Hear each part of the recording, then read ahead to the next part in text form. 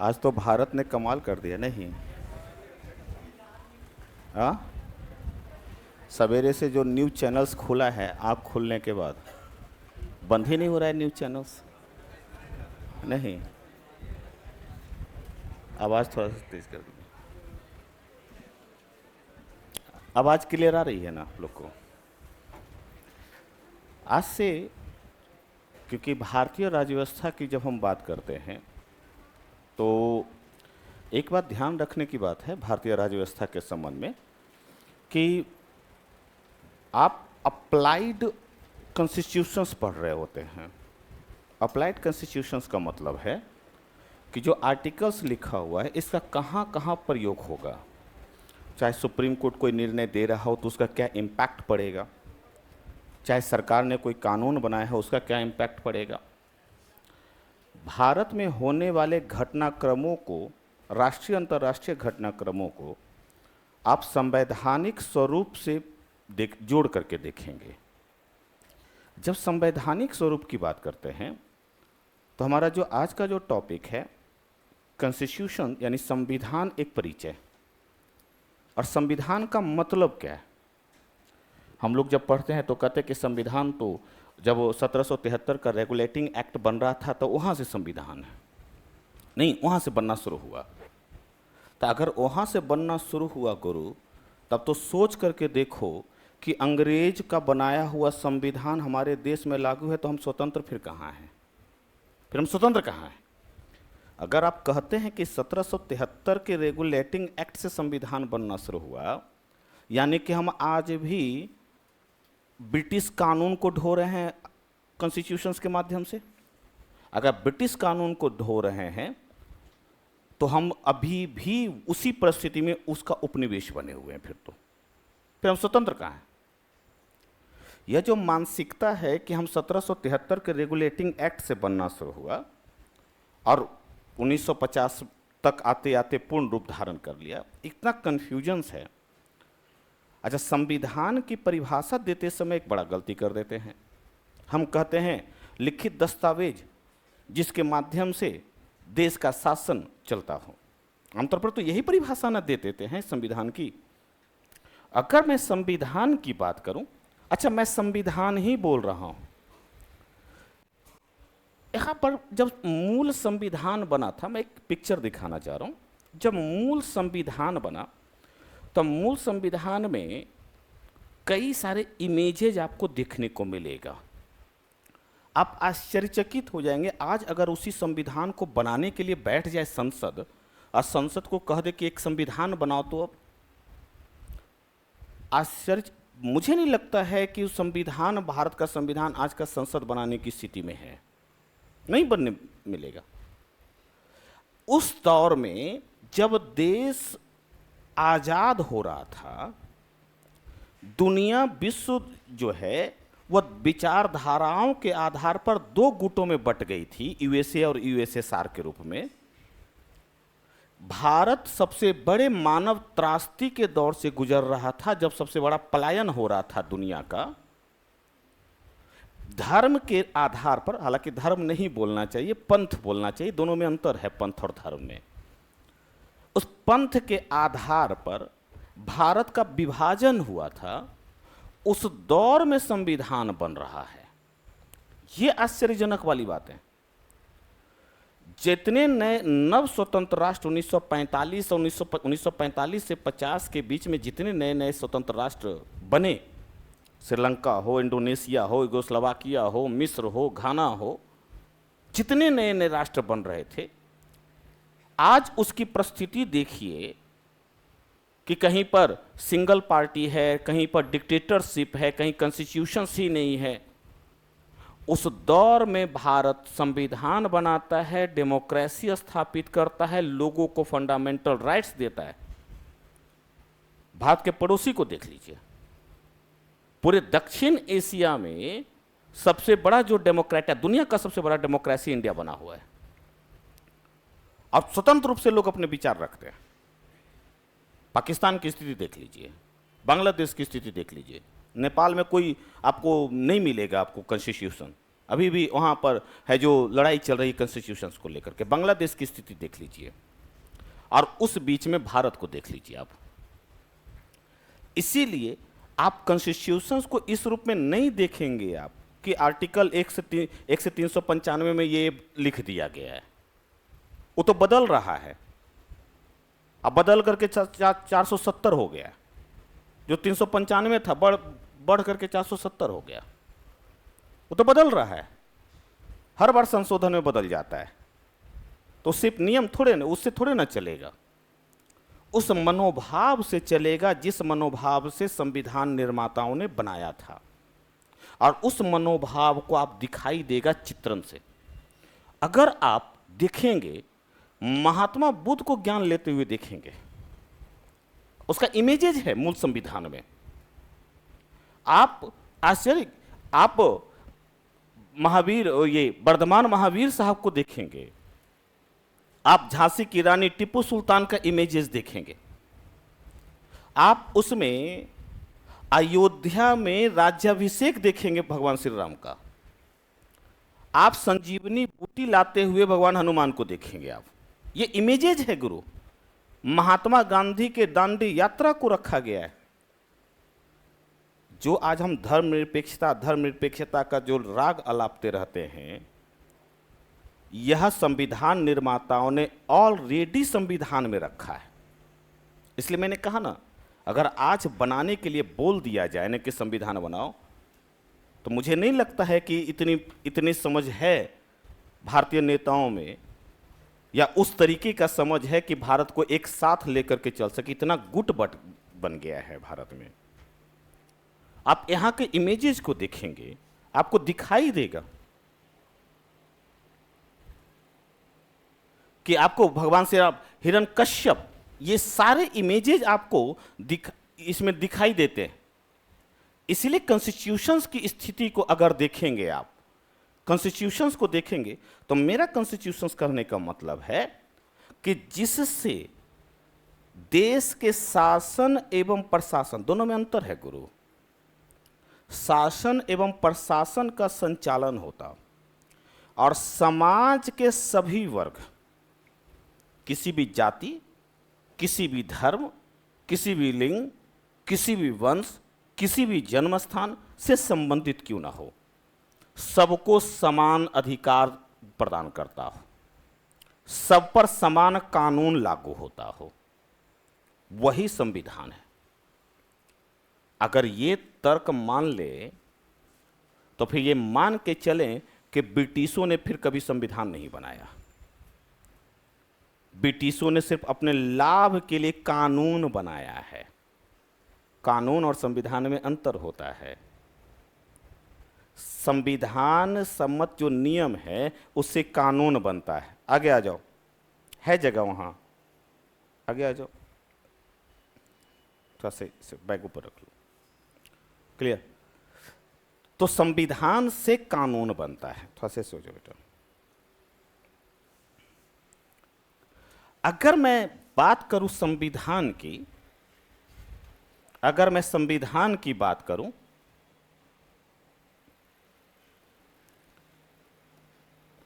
तो सबसे पहले मैं इसके डायमेंशंस निकालने की कोशिश करूंगा। अच्छा, मैंने कल सिलेबस लिखवाया था तो उसमें सिद्धांत लिखवाया था पहले, और आपके मन में होगा कि आपने पहले सिद्धांत लिखवा दिया है और डायरेक्टली अपने सेकंड पोर्शन शुरू कर दिया है। सिद्धांत जैसे जैसे संविधान आगे बढ़ते चलेंगे ना, संविधान सिद्धांत का टॉपिक अपने आप आता चला जाएगा। अगर अलग से पढ़ेंगे ना तो आपको नींद आने लगेगी। आपको लगेगा समानता पढ़ रहा हूँ, ये कहाँ से आ गया, स्वतंत्रता का मतलब क्या हो रहा है, न्याय का मतलब, तो नींद आने लगेगा। और ये जितने जो हम बात कर रहे हैं सिद्धांत की, वो सब आपको संविधान में मिलेगा। इसलिए हमें अलग से पढ़ने की जरूरत उसमें नहीं पड़ती है, क्लियर। तो जैसे से आगे बढ़ेंगे उसे मिलता चला जाएगा। मैं इसका एक डायमेंशंस तोड़ रहा हूँ संविधान के, कि हमको करना कैसे। और इसको मैंने एक फॉर्मूला बोलता हूँ मैं बार बार, इस चीज़ को मैं इसे कहता हूँ 360 डिग्री फॉर्मूला। कोई एक टॉपिक रखिए और उस टॉपिक के चारों इर्द गिर्द घूम जाइए। बीपीएससी का कोई क्वेश्चन हो, यूपीएससी का कोई क्वेश्चन हो, यूपीएससी तक की मैं बातें कर रहा हूँ, किसी भी स्टेट पीसीएस का क्वेश्चन हो, कोई क्वेश्चन उठा करके लेके आ जाइएगा, मैं पूरे विश्वास के साथ कह सकता हूं कि लिखा जाएगा आपसे। और वहीं से प्रश्न आते हैं। जैसे मैं इसके चारों तरफ घूमने की कोशिश कर रहा हूं, हर टॉपिक में यही चलेगा, यही फॉर्मूला चलता रहेगा। जैसे मैं सबसे पहले कहता हूं कि संविधान होता क्या है, परिचय, क्या कहना चाहते हैं संविधान। जब भी टॉपिक की शुरुआत होती है तो टॉपिक की शुरुआत हमेशा इंट्रो से होती है। तो सबसे पहले परिचय, संविधान कहते किसको हैं। दूसरा, संविधान का निर्माण कैसे हुआ, निर्माण कैसे हुआ। आप इसको प्रशासनिक, आप इसको ब्रिटिश मान सकते हैं, आप इसको भारतीय माने, कैसे करेंगे वह पूरा प्रोसीजर बताइए। तीसरा, जब संविधान बन गया, निर्माण हो गया, तो संविधान की विशेषता क्या है, क्या क्या विशेषता है संविधान की। जो आप 7-8 विशेषता जो देखते हैं कि लिखित संविधान है, नहीं एकल नागरिकता प्राप्त है, स्वतंत्र न्यायपालिका है, नहीं अर्धसंघीय व्यवस्था वाला लिए हुए है, तो विशेषता क्या है। संविधान की जब विशेषता है तो संविधान का स्वरूप क्या क्या है, किस स्वरूप में आपको हमको संविधान दिखता है, जो हमारा संविधान है किस स्वरूप में दिखता है। और कभी कभी आलोचनात्मक भी आप देखते हैं, तो इसका आलोचनात्मक पक्ष क्या हो सकता है, आलोचनात्मक पक्ष क्या होगा। आप कोई भी क्वेश्चन उठा करके देख लीजिए, यदि संविधान इस टॉपिक से जुड़ा हुआ प्रश्न आएगा, इससे बाहर नहीं आया होगा अभी तक, जब भी आएगा इतने ही से ही आएगा। जैसे मैं एक उदाहरण देता हूं, अगर मैं स्वरूप की बात करूं तो भारतीय संविधान संविधानवाद को स्थापित करता है, संविधानवाद को स्थापित करता है। और संविधानवाद से 64th बीपीएससी में डायरेक्ट प्रश्न पूछा गया है संविधानवाद से, और उसको आर्टिकल 21 से जोड़ करके पूछा है। भारतीय संविधान संवैधानिक नैतिकता को स्थापित करता है, संवैधानिक नैतिकता को स्थापित करता है। यूपीएससी 2013 संवैधानिक नैतिकता से डायरेक्टली प्रश्न पूछा है।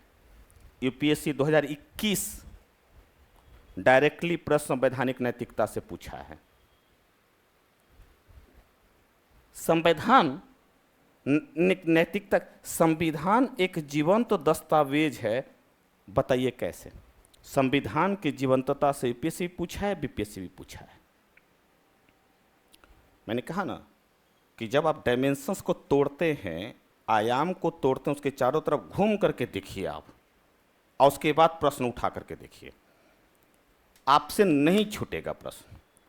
अगर मैं सिर्फ इतना करूं, हम गलती कहां करते हैं पढ़ते समय, हम सिर्फ क्या पढ़ लेते हैं, परिचय, निर्माण और विशेषता। इसके अतिरिक्त और मुझे नहीं लगा है कि हम लोगों ने उस पर ध्यान दिया है। कहां से लिए हैं, तो संसदीय प्रणाली ब्रिटेन से लिए, यही ना पढ़ते हैं। संविधान संशोधन कहाँ से लिए, तो दक्षिण अफ्रीका से लिए। तो हमको लगता है कि हमने तो विद्वता हासिल कर ली है इतना जान करके, जबकि हमने उसका मुश्किल से 1% हिस्सा भी नहीं पढ़ा होता है। कैसे प्रश्न सॉल्व होगा, प्रश्न तो कहीं और से आ रहा है और पढ़ आप कुछ और रहे हैं। गलतियां यही होती है। अगर मैं इसके आलोचनात्मक पक्ष का डायमेंशंस बनाऊं कि क्या आलोचना हो सकती है, तो अगर मैं सिर्फ इसके आलोचनात्मक पक्ष का डायमेंशंस बनाऊं तो भी मैं इसको 3 भागों में तोड़ सकता हूं। कैसे कैसे आलोचना होती है भारतीय संविधान की। तो पहली तो आलोचना होती है कि यह वकीलों का स्वर्ग है क्या, कहीं कहीं किताब में लिखा हुआ मिलेगा, वकीलों का स्वर्ग है क्या भारतीय संविधान। तो अगर है तो कैसे है, और नहीं है तो कैसे नहीं, ये बताओ, हमें तर्क दो। दूसरा, मैं इसे ब्रिटिश देन मान लूं क्या, क्या भारतीय संविधान ब्रिटिश देन है क्या। अभी मैंने कुछ देर पहले कहा ना कि 1773 के रेगुलेटिंग एक्ट से कुछ लोग सोच लेते हैं कि बना है, तो इसे मैं मान लूँ कि भारतीय संविधान ब्रिटिश देन है क्या? मान के चलते हैं। अगर मान के चलते हैं तो ये भी मान के चले, अगर ब्रिटिश देन मान के चलते तो ये भी मान के चलिए कि हम लोग अभी भी उसका उपनिवेश हैं। फिर मान के चलिएगा कि उसी का कानून चल रहा है। हाँ, तो ये तर्क आप बताइए कि आप कैसे आप मान रहे हैं और कैसे नहीं मान रहे हैं, आपको तर्क बताना पड़ेगा। और क्या इससे मैं मान लूं क्या कि यह दुनिया का, आप कह सकते हैं कि वकीलों का स्वर्ग है, यह उधार का थैला है क्या कि हमने कई देशों से लेकर के लिया है?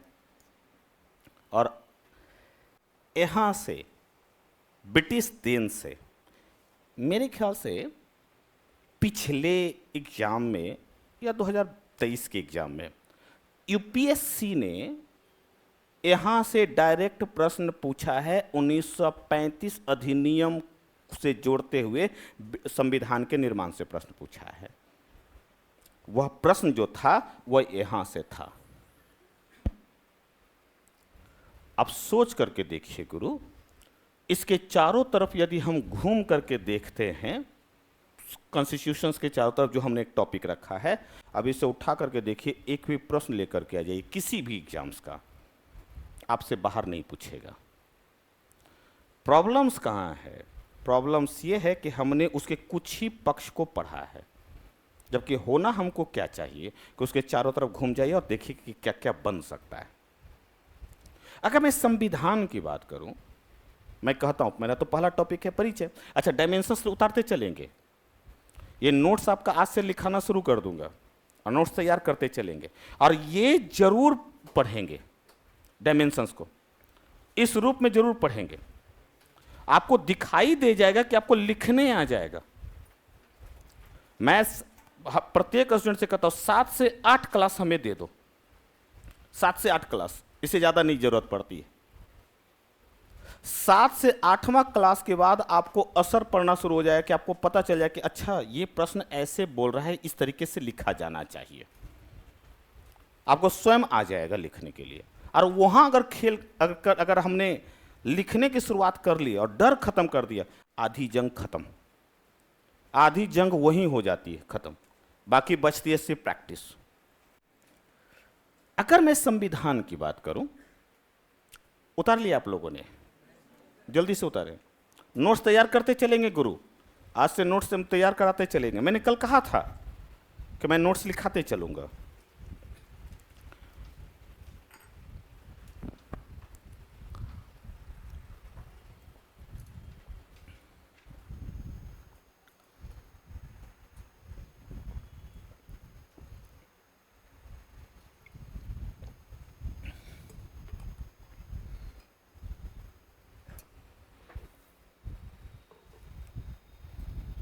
हो गया?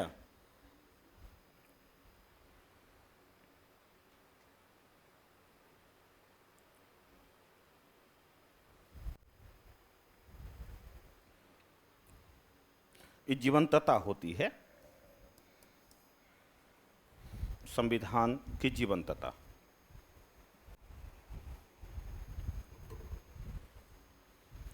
लिख लिए? ये भी उतारेंगे, पहले ये उतारेंगे, सॉरी ये उतारे, वो अभी नहीं उतारा होगा पहले। अच्छा मैं वापस कर दूंगा, पहले उतार ले। हाँ मैं वापस कर दूंगा, पहले उतार लीजिए।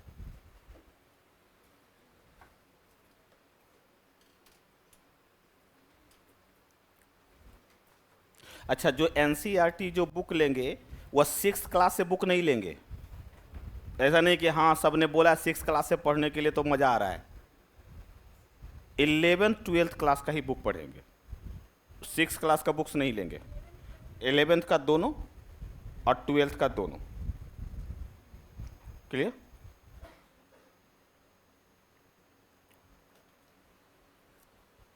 हो गया?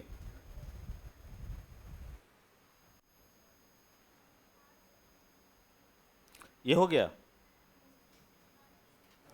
ये छूट गया था ना किसी का? उधार का भी वो नहीं लिखे, हाथ थोड़ा तेज चलाएंगे। इसको पहले पूरा करो। क्या? अभी एकता में विविधता वाली बात, अभी यही पूछा ना? तो अच्छा, विशेषता में नहीं, ये अलग है, स्वरूप में है, ये स्वरूप में है। अच्छा, विशेषता में लिख दिया था क्या? अच्छा, उसको स्वरूप में कर दीजिएगा, ठीक है? अब हो गया। और आप लोगों से रिक्वेस्ट है कि भैया थोड़ा सा हाथ जो है आदत। अच्छा, इसके पहले तक 10 पेज कब लिखा है एग्जाम? कब लिखे हो? सही बोलना, तो एग्जाम में लिखे हो? इसके मतलब कब, कितना महीना हो गया होगा लिखते हो 10 पेज? तब तो प्रैक्टिस हो जाना चाहिए फिर तो, तब तो प्रैक्टिस हो जाना चाहिए फिर तो लिखने का। नहीं, ये हो गया, ये भी हो गया, वो भी वाला हो गया, ये भी हो गया। एक और कहाँ गया? अच्छा, पीछे चला गया। यही 2 लिखे थे ना हम? चलिए ठीक। अगर मैं संविधान की बात करूं, ये तो हो गया उसका डायमेंशंस कि हमको संविधान में इतना पढ़ना है। हम प्रस्तावना यहां पर नहीं लिखवाएं गुरु, ये ध्यान रखिएगा, प्रस्तावना को हमने अलग रखा है। हमको इस संविधान में इतना पढ़ना है। सबसे पहला आता है कि संविधान कहते किसको है। पहला प्रश्न तो यही आता है कि संविधान कहते किसको है।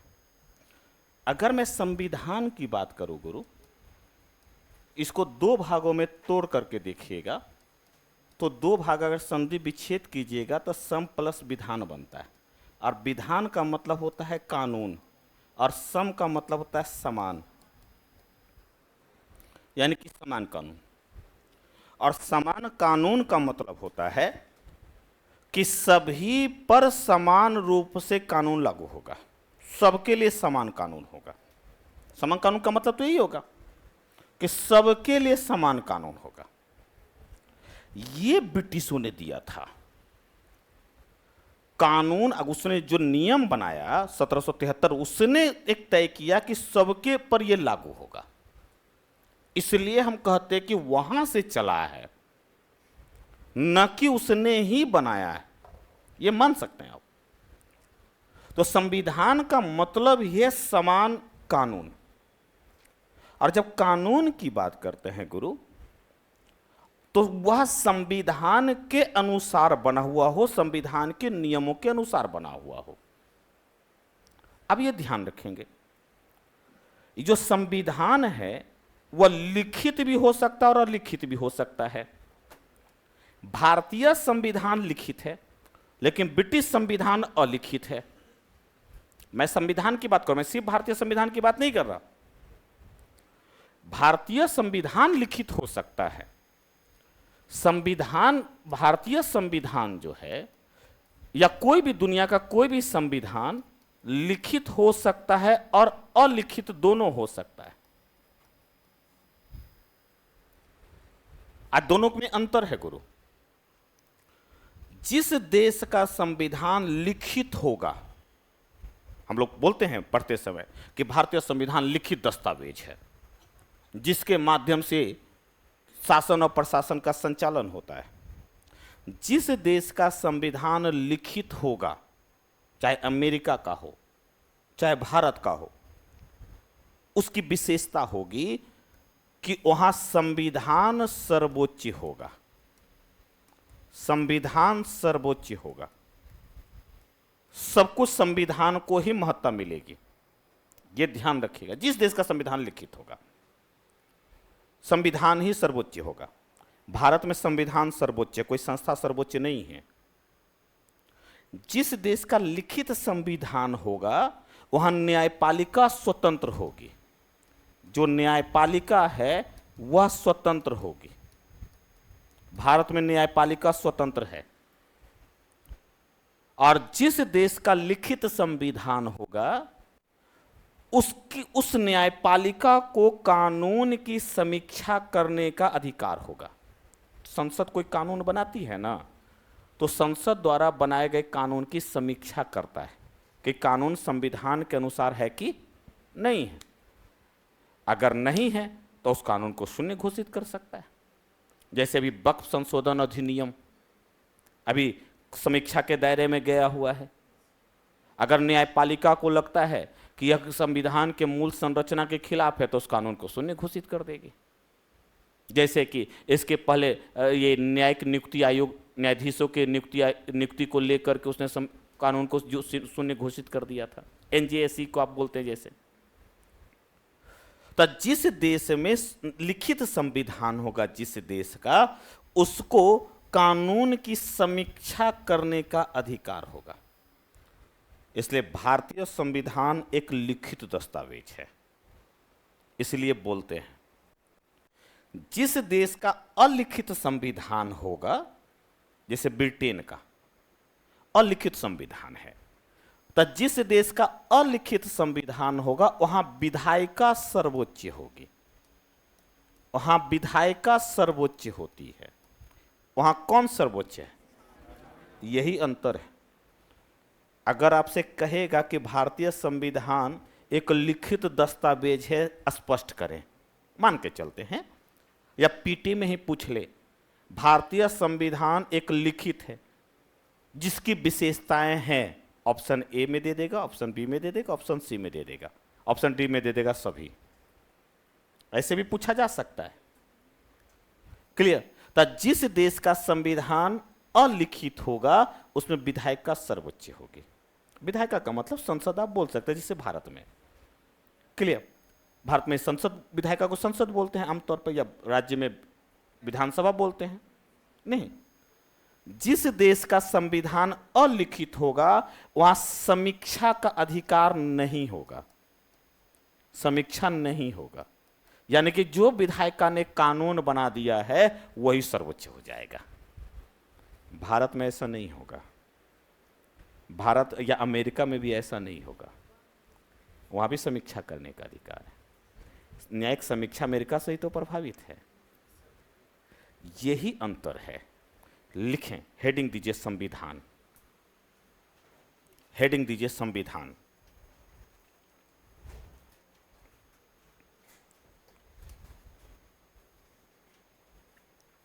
वह लिखित अथवा अलिखित दस्तावेज, वह लिखित अथवा अलिखित दस्तावेज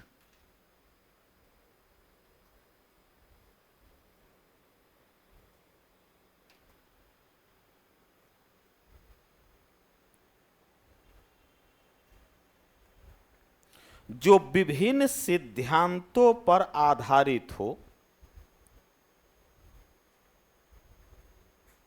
जो विभिन्न सिद्धांत, ब्रैकेट में कर दीजिएगा मूल सिद्धांत, जो विभिन्न सिद्धांत,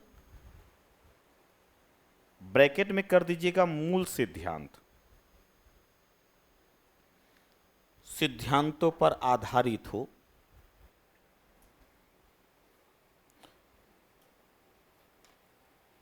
तथा जिसके नियमों एवं उपनियमों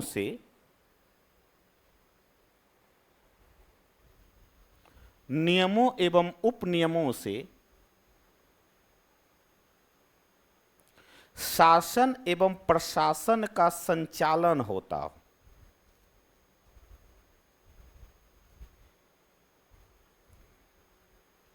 शासन एवं प्रशासन का संचालन होता हो।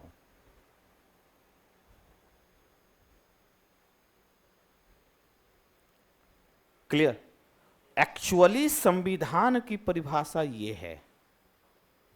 हम संविधान की परिभाषा देते समय हमेशा शॉर्टकट रास्ता अपना लेते हैं और कहते हैं कि लिखित दस्तावेज जिससे देश का संचालन होता। आमतौर पर तो यही ना पढ़ लेते हैं। तो फिर उत्तर कोरिया का भी गलत नहीं होगा। कल भी मैंने कहा था, दुनिया के प्रत्येक देश के पास फिर संविधान है गुरु। ऐसा कोई देश नहीं है जिसके पास संविधान नहीं है।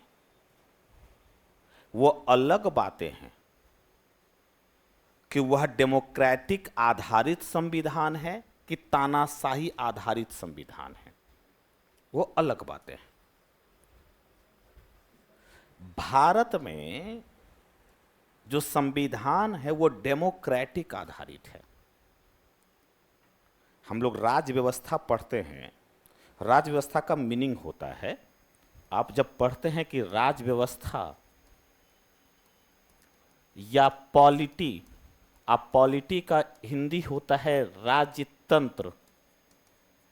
अगर राज्य व्यवस्था पढ़ते हैं तो राज्य व्यवस्था की मीनिंग है, मतलब होता है, वह मतलब होता है कि देश में संविधान सम्मत देश चल रहा हो, उसका शासन प्रक्रिया उसके अनुसार चल रही हो, जिसमें शासन प्रक्रिया का, जिसमें संविधान सम्मत व्यवस्था का अध्ययन करते हैं ना, उसको हम राज्य व्यवस्था कहते हैं। आप जो राज्य व्यवस्था पढ़ रहे हैं ना, इंडियन पॉलिटी या भारतीय राज्य व्यवस्था, उसका मतलब है कि आप पढ़ रहे हैं कि संविधान सम्मत चल रहा है कि नहीं चल रहा है, और शासन प्रक्रिया कैसे चल रही है। जहां इसका अध्ययन करते हैं वही राज्य व्यवस्था है। इसीलिए आपके सिलेबस में कहीं भारतीय संविधान नहीं लिखा हुआ है। सिलेबस में साफ साफ लिखा हुआ है भारतीय राज्य व्यवस्था, इंडियन पॉलिटी, और हम लोग पढ़ लेते हैं भारतीय संविधान सिर्फ 12 अनुसूचियां, 22 भाग, बढ़कर के 25 भाग, 470 अनुच्छेद, रट्टाफिकेशन कर लेते हैं और हमको लगता है कि हमने विद्वता हासिल कर ली। सिलेबस में साफ साफ लिखा हुआ है गुरु, भारतीय राज्य व्यवस्था। इसलिए आप शासन प्रक्रिया पढ़ेंगे। ये जो शासन प्रक्रिया होती है 5 प्रकार का होता है, 4 से 5 प्रकार का होता है शासन प्रक्रिया। भारत इसी में से एक प्रक्रिया को अपनाए हुए है। जो शासन प्रक्रिया पढ़ते हैं, शासन प्रक्रिया, वो 4 से 5 प्रकार का होता है।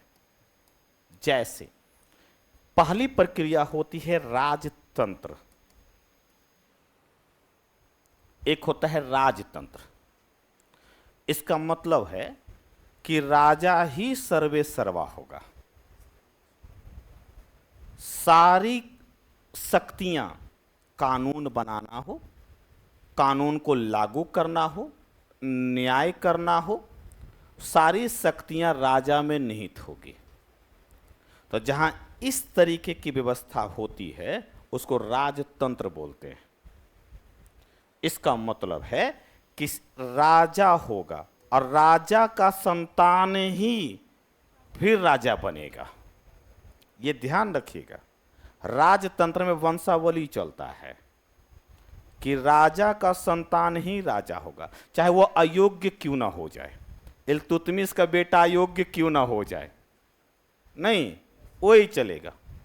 वहां उत्तराधिकार का नियम काम करता है, हमारा उत्तराधिकारी यही बनेगा। तो राजा अंतिम जाते जाते अपना उत्तराधिकारी तय करके जाते थे। अब ज्येष्ठ है, अगर ज्येष्ठ है, बड़ा पुत्र है, तो बड़ा बेटा ही उत्तराधिकारी। इसलिए आज भी परिवारों में देखते हैं बड़ा बेटा को पिता के समान दर्जा प्राप्त होता है। आप लोग को जब बड़ा भाई गुस्सा में 2-3 धर देगा, आप कुछ नहीं कर पाइएगा। ऐसा होता है कि नहीं होता? क्यों? उसको सम्मान का अधिकार होता है, दिया जाता है। उन्हें कहा जाता है कि परिवार को यही संचालित करेंगे, आगे बढ़ाएंगे। तो एक होता है राजतंत्र। राजतंत्र में यदि राजतंत्र में राजा सिर्फ अपने बारे में सोचे, उसका बनाया गया कानून, जैसे बाहुबली की जो अम्मा थी, कौन थी अम्मा? माहिष्मती, क्या नाम था उसका? अरे नहीं, अम्मा जो थी उसके, कौन से? शिवगामिनी देवी। तो जो शिवगामिनी देवी क्या कहती है? मेरा वचन ही कानून है, यही ना कहती है। यानी कि तुमने जो, अब बेटा को कोई और पसंद आ गया, उसके पुत्र को कोई और पसंद आ गया, नहीं तुम इससे शादी नहीं करोगी, तुम इससे करोगी। अरे अब कह रहे हो कि मेरा वचन ही कानून है, तो फिर तुमने जनता को उसके मनोभाव को देखा कहां? फिर डेमोक्रेसी कहां है? फिर डेमोक्रेसी क्या है? तुम तो डिक्टेटर हो गई फिर तो तुम तो तानाशाह बन गई कि नहीं, तुमने मेरी बात का उल्लंघन किया इसलिए तुमको सजा मिलेगी। यदि राजा, कोई भी जिसके पास शक्तियां केंद्रित हो, यदि अपने ही कानून को, अपने ही बनाए हुए व्यवस्था को महत्वपूर्ण मानता हो, अपने बारे में सोचता हो, तो उसको हम डिक्टेटर कहते हैं। यहां से यही राजा जब स्वयं के बारे में सोचता हो तो हम कहते वो तानाशाह हो गया, तो हम कहते तानाशाही व्यवस्था लागू है। जैसे आप उत्तर कोरिया में कहते कि वहां छोटे छोटे बाल ही रखना पड़ेगा, 24 घंटा जो रेडियो चला करके रखना पड़ेगा, आप कहते उसको डिक्टेटरशिप। उसी के वो जो बोलेगा वही कानून बन जाएगा। यह व्यवस्था भी भारत में लागू नहीं होगी। इसी व्यवस्था के खिलाफ, इसी शासन प्रक्रिया के खिलाफ कुछ लोग खड़े हो जाते हैं, अपने ही गुट बना लेता है, तो हम उसको बोलते हैं, जब गुट बन जाता है, गुट का निर्माण होता है इसके विरोध में, तो उसको बोलते हैं कुलीन तंत्र। यानी कि इसका मतलब है कि 4-5 लोगों में ही सारा अधिकार 4-5 लोगों के पास होगा। जैसे आपने इतिहास पढ़ा होगा तो इतिहास में उसमें सैयद बंधु का उल्लेख पढ़ा होगा, और सैयद 4-5 लोगों में ही गुट बन गया था, 4-5 लोग के पास अधिकार था, कौन राजा रहेगा कौन राजा नहीं रहेगा, तो उसको कहेंगे कुलीन तंत्र। कुछ लोगों में, तब कुछ लोग जो कुलीन होगा, यानी कुछ लोगों में शक्तियां होगी तो ताकतवर ज्यादा नहीं हो जाएगा। इसी कुलीन तंत्र में कोई ऐसा भी होगा, इसी 4-5 लोगों में क्या ऐसा होगा जो सबसे ज्यादा शक्तिशाली होगा, उसी 4-5 लोगों में। उसके पास पैसा ज्यादा होगा, उसके पास ताकत ज्यादा होगी। इसी से निर्मित होता है धनिक तंत्र। उसी में से कोई एक ताकतवर होगा तो धनिक तंत्र बन जाएगा, और इसी धनिक तंत्र के खिलाफ जनता खड़ी हो जाती है।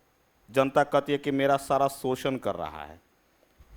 इसी खिलाफ जब जनता आ जाती है तो हम कहते हैं लोकतंत्र, जिसमें लोगों का शासन होगा। भारत में यही व्यवस्था लागू है। भारत में ये चारों व्यवस्था लागू नहीं है गुरु। जब संविधान बन रहा था तो संविधान निर्माताओं के मन मस्तिष्क में एकदम केंद्रित था कि हम शासन प्रक्रिया के उस सबसे बेहतर आयाम को स्थापित करेंगे जिसमें सारी शक्तियां जनता में निहित होगी, जहां जनता मालिक होगी। इसलिए भारतीय संविधान लोकतंत्र को स्थापित करता है, और लोकतंत्र का मतलब है लोगों का शासन। लोग अपने प्रतिनिधि को चुनता है, और वह प्रतिनिधि चुन करके जनता के लिए कानून बना देते हैं, जिसको आप संसद कहते हैं, विधायिका कहते हैं। भारतीय संविधान निर्माताओं ने कहीं पर भी ये इफ बट का कहीं सवाल नहीं था कि हम कौन सा तंत्र अपनाएंगे। अगर हम राजा वाला स्थिति अपनाएंगे तो क्या राजा डिक्टेटर नहीं हो सकता है? अकबर को अनारकली का डांस पसंद नहीं आया तो चुनवा दिया, यही ना हुआ था। आज चुनवा करके देखो तो, तुमको पसंद आए या डांस नहीं, केबल चेंज कर दो, चैनल चेंज कर दो, यही ना हो सकता है। आज चुनवा करके देखो तो। अकबर को उसके भाई से झगड़ा हुआ, जाके छत से जाके फेंक दिया। एक बार में मन नहीं भरा, दूसरी बार फेंका, दूसरी बार में मन, तीसरी बार फेंका। आज एक चाटा मार करके देखो तो। क्यों? क्योंकि उसके पास पावर है। सारा कानून भी वही बना रहा है, प्रयोग भी वही कर रहा है, न्याय भी वही कर रहा है। तो जहां इस तरीके की व्यवस्था होगी वहां लोग का मौलिक अधिकार कहां होगा? संभव ही नहीं है कि आपके पास फंडामेंटल राइट्स रहेगा।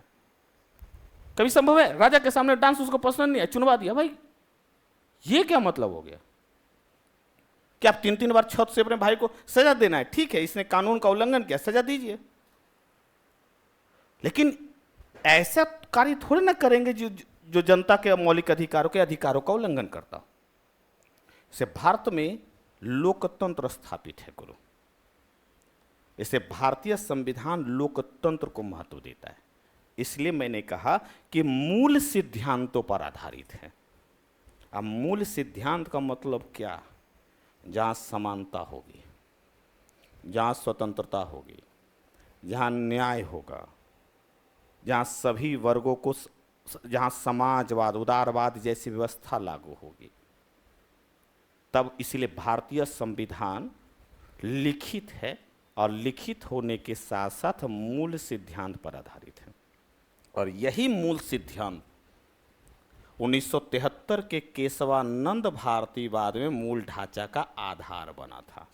आप मूल ढांचा जो पढ़ते हैं ना, कभी कभी सुनते हो ना मूल ढांचा, यही मूल सिद्धांत बना था। इसीलिए परिभाषा लिखते समय बड़ा सतर्क रहिएगा कि हम परिभाषा में सिर्फ लिखित दस्तावेज दे रहे हैं कि हम क्या दे रहे हैं। क्लियर? अब लिखें, पैराग्राफ चेंज करके लिखें। हाँ बोलिए ना। क्या? अब इनका कहना है क्या मैं प्रत्येक कंट्री का मूल सिद्धांत अलग अलग मान के चलूं क्या? यही ना है। तो अगर मैंने कहा ना कि वो शासन प्रक्रिया पर निर्भर करता है। अगर किसी कंट्री में, ध्यान रखिएगा, यदि किसी कंट्री में लोकतंत्र स्थापित है, जैसे भारत, जैसे अमेरिका, तो ये मान करके चलिएगा कि वहां मूल सिद्धांत समानता, न्याय, ये सब रहेगा। जहां तानाशाह होगा, जहां राजतंत्र होगा, तानाशाही व्यवस्था होगी, तो वहां कहां मूल सिद्धांत है, कहां समानता की बात होगी, कहां न्याय की बात होगी? वो जो तय कर देगा वही होगा? नहीं। इसीलिए वो डिपेंड करता है कि वहां की शासन प्रक्रिया कैसी है। क्लियर? अब जैसे सऊदी अरब में आप चोरी कर लीजिए, हाथ एक काट देगा। अगर ऐसा होता तो भारत, मुझे लगता है कि भारत में अधिकतर व्यक्ति, अब मेरे अनुसार तो ईमानदार वही है जिसको मौका नहीं मिला है। मेरी जो परिभाषा है ईमानदारी की, कि जिसको मौका नहीं मिला है आप ईमानदार हैं। जब आपका सिलेक्शन हो जाएगा तो 1 साल 2 साल तो एकदम ऐसे करके चलिएगा पूरा, मतलब गांव में जाइएगा तो आपको लगेगा कि अब हम क्या, तो हम ब्रह्मा विष्णु महेश, हम ब्रह्मास्मि वाली स्थिति में आ जाइएगा। उसके बाद जब 2-3 साल के बाद लगेगा कि जब आपका डिपार्टमेंट का प्रेशर बढ़ेगा, दूसरे लोग का प्रेशर बढ़ेगा, तो छोड़ ना यार, जितना आ रहा है आने दो। अब बहुत कम दिखाई देता है उस परिस्थिति में। और जब फाउंडेशन हम पढ़ते हैं, मैं एक ही बात कहता हूँ, जो भी फाउंडेशन जब भी क्लास लिया हो, एक ही बात पर डिपेंड है। यदि 71 सोचे हैं तो 71 ही सोचेंगे, 72 नहीं सोचेंगे। 72 सोचे हैं तो 73 नहीं जाना चाहिए। फर्स्ट अटेम्प्ट लास्ट अटेम्प्ट होना चाहिए। फाउंडेशंस का मतलब यही होता है। फिर से बोले तो एकदम एकदम गठबंधन में तो सबको साथ, एक नहीं बोलते हैं, जब वो शादी विवाह होता है, मैं एक सिंपल सा उदाहरण, तो शादी विवाह होता, बांधा जाता है, लड़का लड़के चारों तरफ घुमाता है और कहता बांध दो जी, तो दोनों का गठबंधन होता है। नहीं होता? अब हो गया दोनों का गठबंधन। अब गठबंधन जब होता है तो देखते हो वचन लिया जाता है, तो उसमें कुछ वचन होते हैं। तो उसमें एक वचन होता है, जहां भी जाओगे ना अपनी पत्नी को बता करके जाना। अब बताओ, दोनों पहिया साथ चलेगा। यही तो डेमोक्रेसी है गुरु, कि समाज के सभी वर्ग साथ चलेंगे। अगर एक वर्ग भी अछूता हो गया तो समाज का विकास फिर कहां हो रहा है? भारतीय परिवार में भी तो डेमोक्रेसी है। मैं एक बड़ा उदाहरण देता हूं। अच्छा, परिवार में 2 प्रजाति बड़ा अलग होते हैं। जब शादी विवाह हो तो 2 प्रजाति बड़ा अलग आपको नजर आएंगे, एक जीजा एक फूफा। नहीं, 2 प्रजाति आपको नजर नहीं आएंगे अलग से। जैसी, अच्छा, जीजा को यह लगता है कि मेरी साली जा रही है, और फूफा को लगता है कि मेरा सम्मान नहीं हो रहा। तो ये 2 प्रजाति पूरे शादी में आपको तांडव करते हुए नजर आएंगे। उसको मनाने के लिए क्या क्या प्रपंच रचे जाते हैं। भाई जैसे आते हैं, भाई कुर्सी दे दो उनको, शरबत लाओ। यहां तक कि घोड़े के सामने सबसे आगे खड़ा कर देता, आप डांस करें सबसे पहले। यही तो डेमोक्रेसी है गुरु। हां, यह हो सकता है कि समस्या क्रिएट होगी, विचारधाराओं में मतभेद होगा, लेकिन साथ चला जाएगा। यह हो सकता है, परिवार में विचारों में मतभेद हो सकता है, लेकिन साथ चला जाएगा। परिवार अकेले नहीं चलेगा, देश भी एक परिवार है, जहां सभी राजनीतिक दल, जहां समाज के सभी वर्ग मिल करके देश का निर्माण करते हैं। इसे गठमा हो सकता है कि विकास की प्रक्रिया उससे धीमी हो जाए, लेकिन वो मजबूत विकास होता है, और इसमें विद्रोह नहीं होता है। इसलिए आज पाकिस्तान में देखिएगा, बलूचिस्तानी अलग विरोध कर रहा है, खैबर पख्तूनवा अलग विरोध कर रहा है। भारत में आपको नजर नहीं आएगा। भारत में आपको नक्सल, लेकिन अब तो नक्सलवाद भी धीरे धीरे बहुत कम हो गया है, कम नजर आएगा। डेमोक्रेसी का मतलब यही होता है गुरु,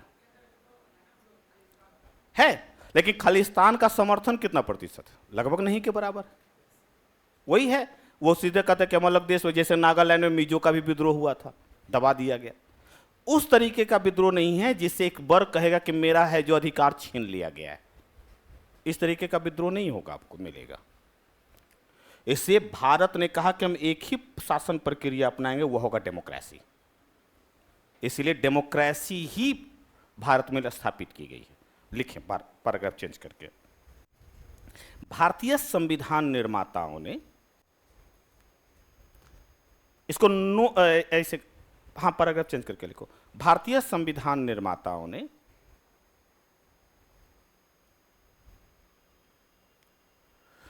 लोकतांत्रिक शासन प्रक्रिया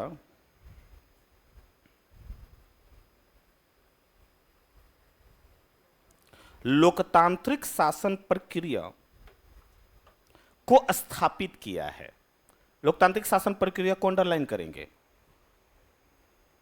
लोकतांत्रिक शासन प्रक्रिया को स्थापित किया है।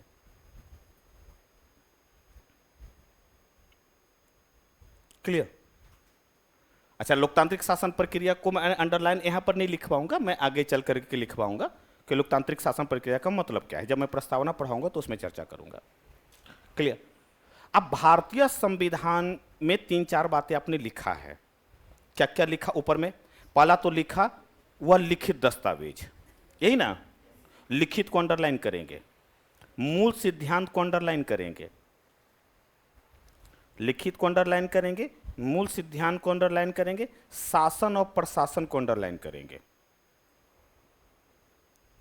अंडरलाइन का मतलब ये हम करा रहे हैं, यह आपको काम आएगा मेंस में। वहां पर आपको इसी पर फोकस करने की जरूरत पड़ती है कि जहां पर आप कुछ ही टॉपिक पर आप जहां चर्चा कर सकते हैं, फोकस कर सकते हैं। तो लिखित का मतलब क्या है? पैराग्राफ चेंज करके फिर से लिखिए। भारतीय संविधान, पैराग्राफ चेंज करके फिर से लिखिए। भारतीय संविधान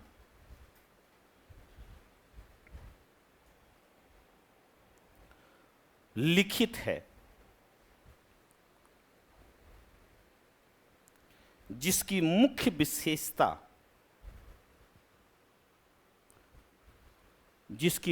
विशेषता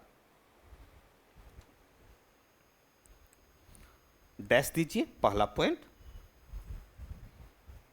डैश दीजिए पहला पॉइंट, संविधान का सर्वोच्च होना है।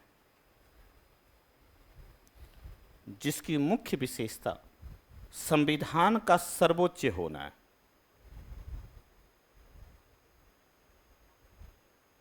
क्लियर? सेकेंड पॉइंट, स्वतंत्र न्यायपालिका का होना है।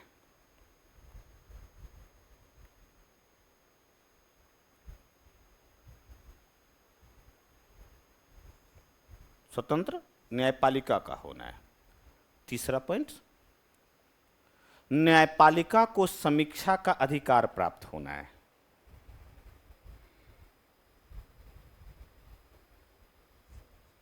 समीक्षा का अधिकार प्राप्त होना है।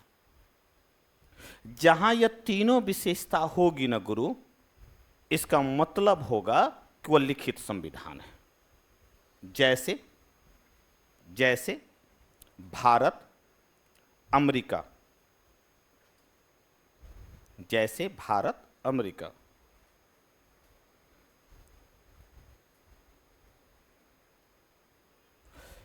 वहीं पैराग्राफ चेंज करके वहीं अलिखित संविधान से तात्पर्य, वहीं अलिखित संविधान से तात्पर्य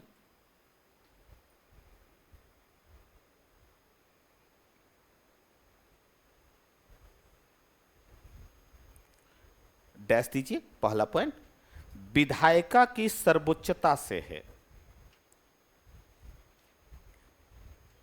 विधायिका की सर्वोच्चता।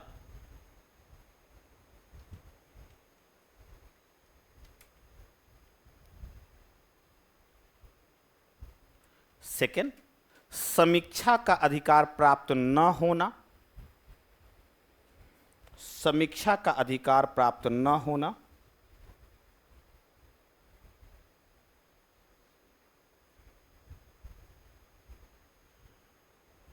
आदि से है,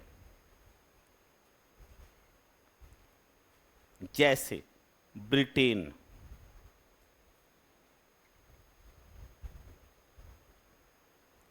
अगर आपसे कह दे कि कोई संविधान लिखित है, कोई संविधान अलिखित है, इसका अंतर बताओ, तो यही अंतर होगा।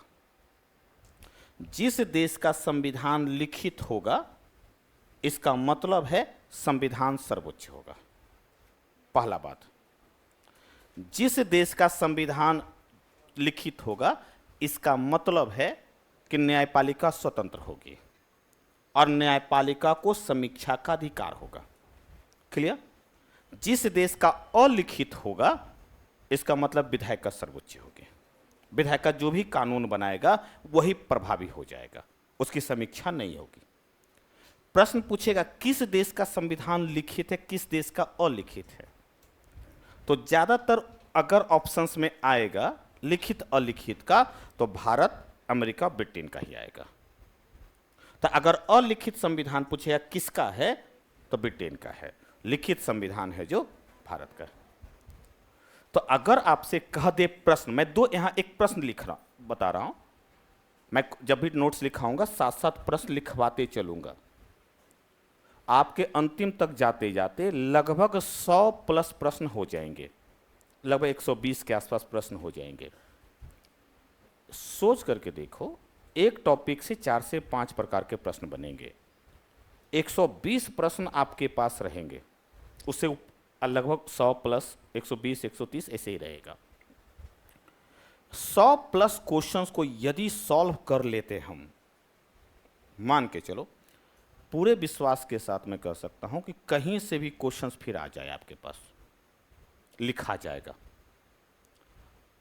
कहीं ऐसा हो ही नहीं सकता है कि नहीं लिखा है।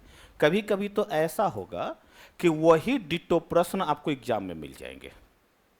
ऐसा कई बार हुआ है, इस बार भी हुआ है, आईआर वाले सेक्शंस में, 70 वाले में इस बार भी हुआ है। प्रत्येक बार ऐसा होता है कि जो प्रश्न हम कई पार्ट्स में तोड़ करके लिखवाते हैं वही प्रश्न कभी कभी मिल जाते हैं या उसी के इर्द गिर्द मिलेंगे आपसे। जैसे यहां से यदि प्रश्न शॉर्ट में आ जाए तो क्या होगा, लिखे प्रश्न लिखेंगे इससे जोड़ करके। हाँ, प्रश्न लिखिए। लिखित तथा अलिखित संविधान, लिखित तथा अलिखित संविधान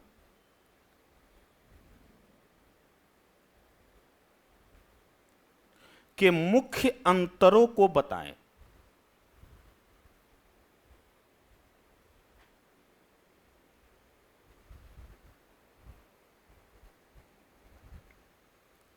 इसी में लिखिए भारतीय संविधान लिखित है कैसे।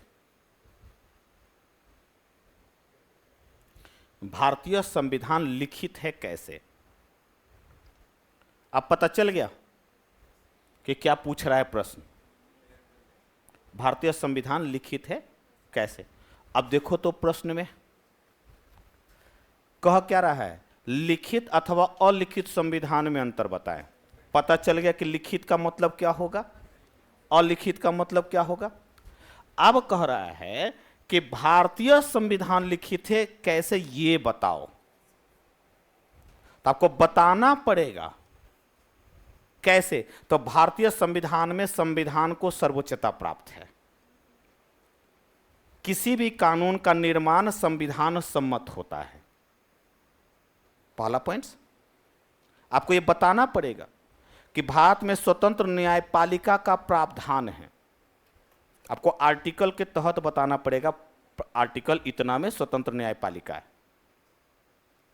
और तीसरा आपको बताना पड़ेगा कि न्यायपालिका को समीक्षा का अधिकार है। न्यायपालिका कानून की समीक्षा कर सकती है। समीक्षा का मतलब है कि संसद यदि किसी कानून को बनाती है तो वह कानून संविधान के अनुसार है कि नहीं है, उस मूल सिद्धांत के अनुसार है कि नहीं है। अगर नहीं है तो फिर कानून हट जाएगा। आपको बताना पड़ेगा। जो प्रश्न पूछता हो वही लिखेंगे। आप ज्ञान प्रदर्शित नहीं करेंगे वहां कि आप कितना जानते हैं। आपसे प्रश्न पूछ रहा है, समझिएगा, आपसे प्रश्न पूछ रहा है, लिखित है, और अलिखित में क्या पूछ रहा है? अंतर ना। आपको ये बताएंगे कैसे है। तो ये कैसे, ये पता चल गया, कहीं दिमाग नहीं लगाने हैं। दूसरा पता चल जाएगा। अब करा कि भारतीय संविधान लिखित है। अब उसको प्रश्न को कहां जोड़ दिया है? भारत से। लिखित है तो ये बताओ कैसे लिखित है, ये बताओ। लिखित है तो भाई बताओगे ना कैसे लिखित है। तो किस आधार पे बताओगे? तो इसी आधार पे बताओगे ना। कैसे लिखित? समीक्षा का है, समीक्षा कर सकता है। कैसे है? तो संविधान की सर्वोच्चता है। कैसे? तो स्वतंत्र न्यायपालिका।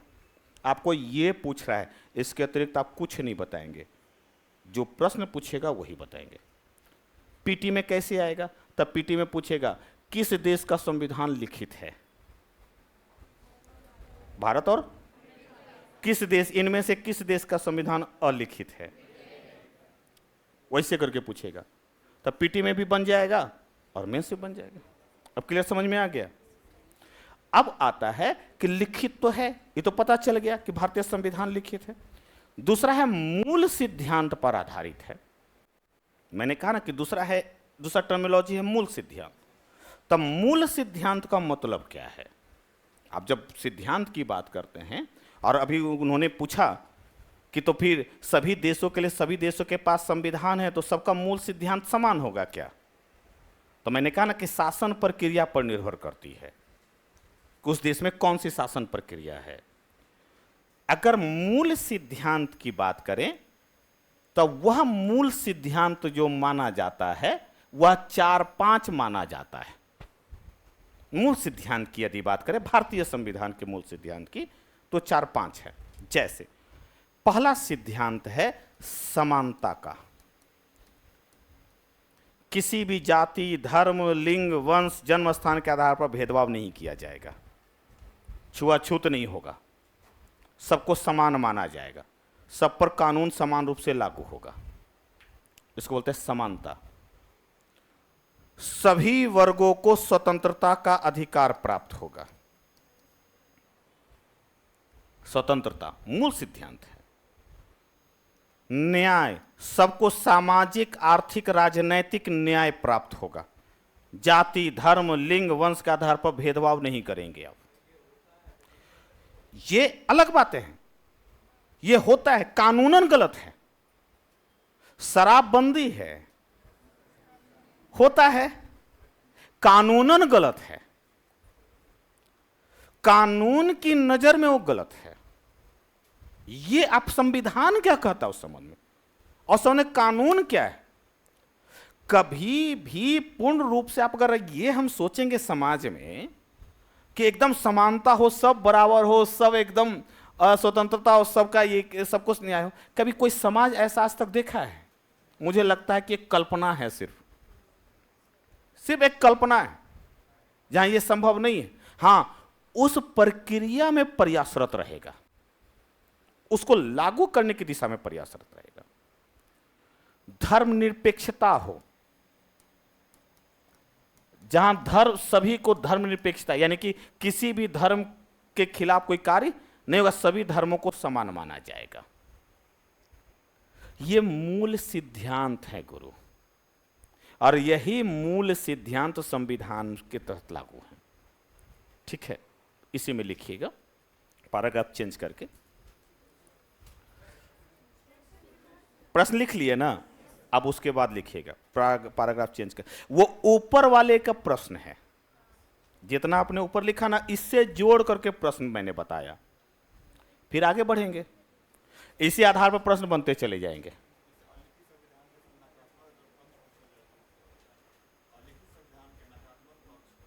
अगर आप इनका कहना है कि आपने लिखित संविधान का तो बता दिया, और लिखित संविधान का यदि नकारात्मक पक्ष पूछ ले तब क्या होगा? आप प्रश्न भी अच्छा है।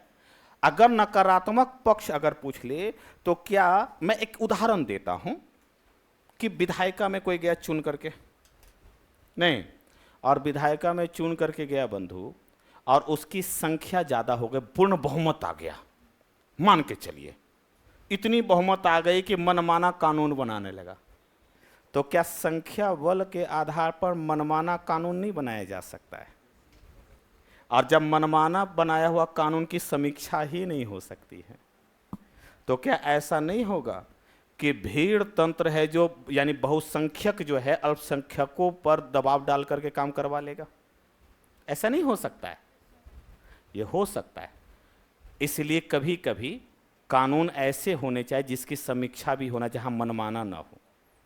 इसलिए भारत में लिखित संविधान बनाया गया, जहां भीड़ तंत्र को समाप्त कर दिया गया। क्लियर? तो लिखिए पैराग्राफ चेंज करके, भारतीय संविधान, पैराग्राफ चेंज करके लिखिएगा भारतीय संविधान। उसका आंसर नहीं लिखवा रहे हम, ये ध्यान रखिएगा, हम नोट्स ही लिखवा रहे, उसके तहत हम क्वेश्चंस बना के दे रहे थे। भारतीय संविधान, क्या समझ में नहीं आया काजल कुमारी जी? आपको नहीं बोल रहे हैं, ऑनलाइन में भी कुछ जुड़े हुए हैं। ठीक है, लिखिए भारतीय संविधान कुछ मूल सिद्धांतों, भारतीय संविधान कुछ मूल सिद्धांतों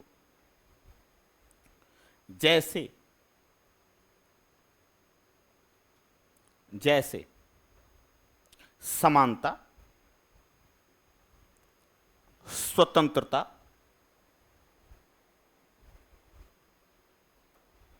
न्याय, धर्मनिरपेक्षता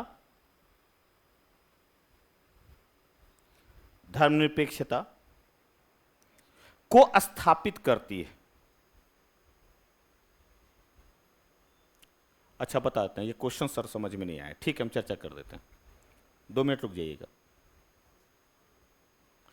ठीक है, तो कुछ मूल सिद्धांतों, समानता, स्वतंत्रता, न्याय, धर्मनिरपेक्षता को स्थापित करती है। और याद कीजिएगा, यही बाद में, ये जो मूल सिद्धांत है, यही बाद में मूल ढांचा बना है। ब्रैकेट में लिखे, नोट करके, ब्रैकेट में नोट करके लिखिएगा,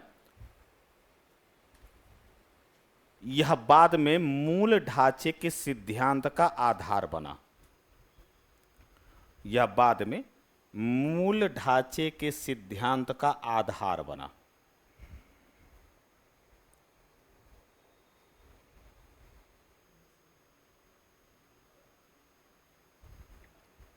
अब क्लियर समझ में आ गया? तो भारतीय संविधान में 2 बातें आपने देखा कि भारतीय संविधान लिखित है और मूल सिद्धांत पर आधारित है। और मूल सिद्धांत जहां ऑलरेडी जो डेमोक्रेसी होगा तो दुनिया में वैश्विक मान्यता प्राप्त हो जाएगा, और जिससे शासन एवं प्रशासन चलता हो, यही ना, जिससे देश का शासन एवं प्रशासन चलता हो। तो शासन का मतलब क्या, प्रशासन का मतलब क्या, ये दोनों में अंतर है।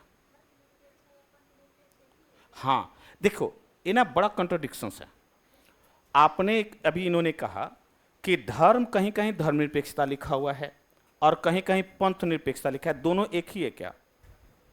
इंग्लिश शब्द में कंट्राडिक्शंस है, पंथ और धर्म अलग अलग गुरु है, लेकिन इतना आप कह सकते, इतना मिसयूजेबल शब्द है, इतना मिसयूज हुआ है कि पंथ निरपेक्षता और धर्मनिरपेक्षता को एक जैसा मान लिया गया है।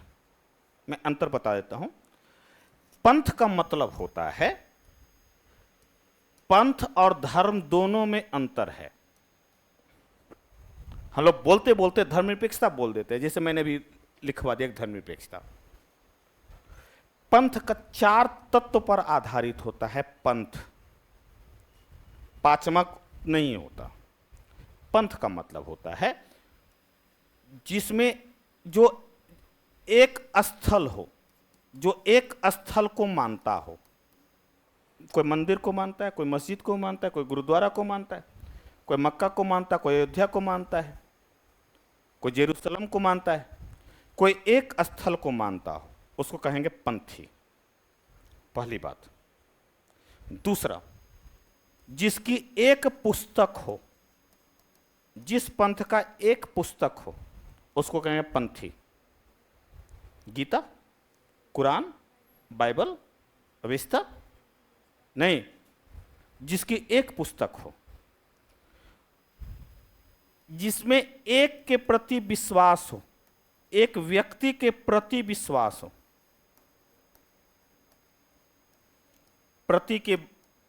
एक व्यक्ति के प्रति विश्वास हो, मोहम्मद साहब के प्रति, कृष्ण के प्रति, शिव के प्रति, उसको कहेंगे पंथी। जिसमें एक पूजन प्रणाली हो, एक पूजन प्रणाली हो, कोई नमाज पढ़ता हो, कोई आचरण करता हो किसी भी तरीके से, कोई कैंडल जलाता हो, जिसकी एक पूजन प्रणाली हो, उसको पंथी बोलते हैं। दुनिया में पंथी है, इस्लाम पंथ है, हिंदू पंथ है, ईसाई पंथ है, धर्म नहीं है। नहीं, हिंदू पंथ है। हिंदू में कई सारे पंथ हैं। हिंदू कोई धर्म है, हिंदू में कई सारे पंथ हैं। जैसे हिंदू में शिव को मानने वाला तो शैव पंथी, विष्णु को मानने वाला वैष्णव पंथी, शक्ति की पूजा करने वाला शाक्त पंथी, पाशुपत पंथ, कबीर पंथी। कोई एक व्यक्ति के प्रति जो मानता हो उसको पंथी बोलते हैं। जो सबको मानता हो, सब पंथ यानी सबको विश्वास करता हो, इस्लाम में भी, ईसाई में भी सबको मानता हो, तो हम कहते हैं कि तुम सबको मान रहे से तुम निरपेक्ष हो। तो हम कहते हैं पंथ निरपेक्ष हो। दुनिया में लड़ाई इसी की चल रही है। दुनिया में लड़ाई, अयोध्या की लड़ाई, स्थल की लड़ाई दुनिया में चल रही है। मक्का मदीना, दुनिया में लड़ाई क्या है? मस्जिद और मंदिर की लड़ाई क्या है? स्थल की लड़ाई है ना। उसको पंथी बोलते हैं। राज्य कहता है कि हम सभी को मान्यता देंगे, हम सब पंथ को मान्यता, कोई तुम किसी को भी तुम मानो। राज्य कहता है हम तुम्हारा समर्थन करेंगे। तुम आसाराम बापू को भी मान सकते हो। कहां राज्य कहता है कि तुम मत मानो। राज्य कहता है तुम जिसको मानना है मानो। इसे कहता है राज्य पंथ निरपेक्ष है। धर्म का मतलब होता है जो जीवंतता देता हो, जो जीवन को आधार देता हो, क्षमा धारण करने वाला, धैर्य धारण करने वाला, इंद्रियों पर नियंत्रण करने वाला, वो होता है धर्म। इसलिए कहते हैं कि राजा का धर्म है प्रजा की सेवा करना, सेना का धर्म है देश की सुरक्षा करना। वहां धर्म बोलते, योद्धा का धर्म है युद्ध लड़ना। योद्धा का मैं तो निरपेक्ष हूं, सेना का मैं तो निरपेक्ष, मैं युद्ध न लड़ूंगा। नहीं, ऐसा नहीं होगा। वो समस्या है। से धर्म निरपेक्ष अलग है। कोई व्यक्ति धर्म निरपेक्ष नहीं हो सकता है गुरु, पंथ निरपेक्ष हो सकता है। अब किसी पंथ को मैं लोटनी घर्षण बल के माध्यम से मंदिर तक जाऊं, मेरी मर्जी। राज्य थोड़े ना कहेगा कि तुम इस घर्षण बल का प्रयोग ना करो। राज्य कहेगा, आप छठ पूजा होते ही तो देखते हैं बहुत सारे आस्था होती है, तो जाने के लिए आप देखते हैं अलग अलग प्रक्रिया अपनाते हैं। राज्य थोड़े ना कहता है, वो पंथ है।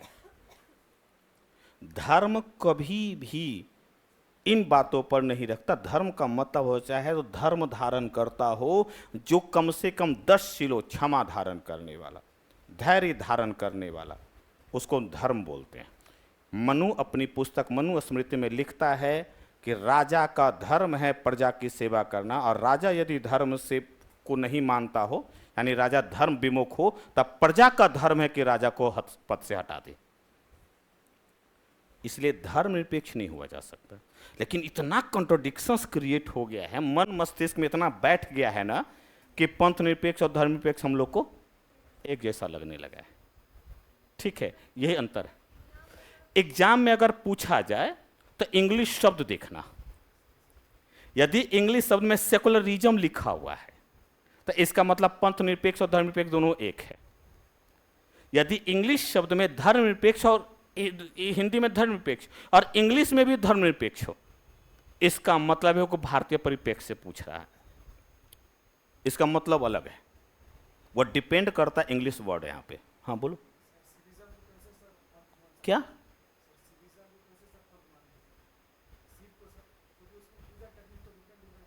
तो मैंने कहा ना कि प्रत्येक व्यक्ति का अपना अपना है। आप मानते, आप करते हो नहीं, ईमानदारी पूर्वक बोलना। आप घर जाते हो तो कई बार आपका घर से प्रेशर रखता है कि तुम पूजा में जाओ। कभी कभी ऐसा होता है मैं नहीं जाऊंगा, आपने किया भी होगा। इस उम्र में ऐसा होता है कि आप अगर नहीं मैं तो नहीं मानता, कोई ईश्वर नहीं है, क्या परिवार वाला आपको निकाल देता है? परिवार वाला कहता है कि तुम मानो ही मानो, नहीं तो ठीक है ये पगला गया, बाद में आ जाएगा ठीक से। नहीं कहते ऐसा, क्यों? पर आप नहीं मान रहे तो क्या आप गलत हो गए? नहीं, आप नहीं मान रहे, लेकिन आपने दूसरे पर दबाव भी तो नहीं डाला कि तुम भी मत मानो। तुम क्या कर रहे हो? तुम्हारी इच्छा, मानो ना मानो। इसका मतलब है कि निरपेक्ष हो तुम मानना ना मानना तुम्हारी इच्छा है। से पंथ निरपेक्ष और धर्म निरपेक्ष में अंतर होता है। लिखते समय कई सारे बुकों में ऐसा समस्या क्रिएट कर दिया गया है। क्लियर? इसलिए जहां पंथ बोल दे या धर्म बोल दे, इंग्लिश शब्द जरूर देखना। ठीक है, तो यह मूल सिद्धांत है जो भारतीय संविधान में स्थापित है। सभी बुकों में समस्या है, सभी बुकों में। इसलिए हम लिखते समय अपने बुक, जब मेरी बुक जब आपके पास आ जाएगी एक आध सप्ताह में, उसमें मैंने ये लिखा है, उसमें ये मैंने जोड़ दिया है कि पंथ निरपेक्ष और धर्म में, पंथ में और धर्म में अंतर है। और धर्म निरपेक्ष, कोई भी व्यक्ति धर्म निरपेक्ष नहीं हो सकता। पंथ निरपेक्ष तो हो सकता है, धर्म निरपेक्ष नहीं हो सकता। आप मानिए न मानना आपकी मर्जी, लेकिन धर्म निरपेक्ष नहीं हो सकता। जो 10 शीलों को मानता हो वही धर्म है। क्लियर? तो ये बातें हो गई। दूसरी बातें हैं, हाँ फिर से बोलिए। SR बोम्मई बाद 1994, मैं इस आधार पे बोल रहा हूं।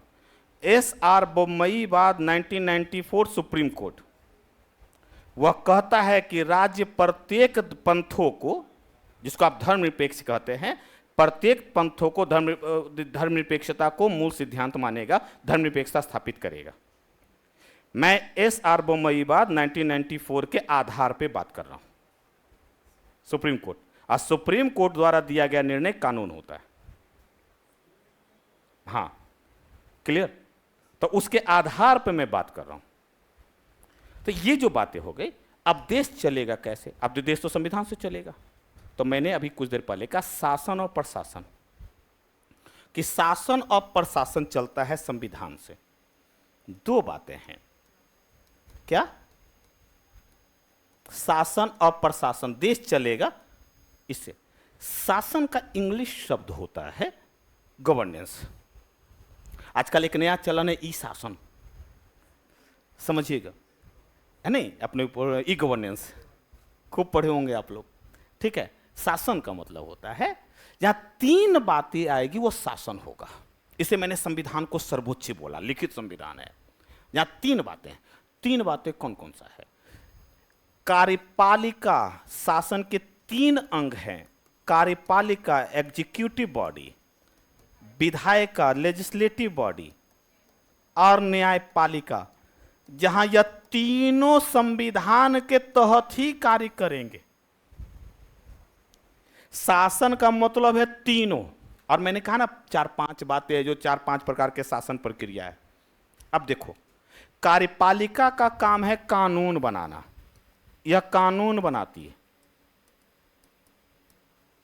कानून बनाता है, सॉरी, कानून का पालन करता है, लागू करता है, यह कानून बनाता है, यह कानून बनाता है विधायक का, और यह कानून की समीक्षा करता है। न्यायपालिका ही कानून की समीक्षा करेगा, सर्वोच्च न्यायालय।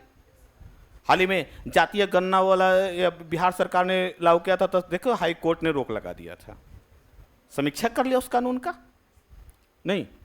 तो यह तीनों, अब यह तीनों अलग अलग है, कार्यपालिका अलग है, विधायिका अलग है, न्यायपालिका अलग है।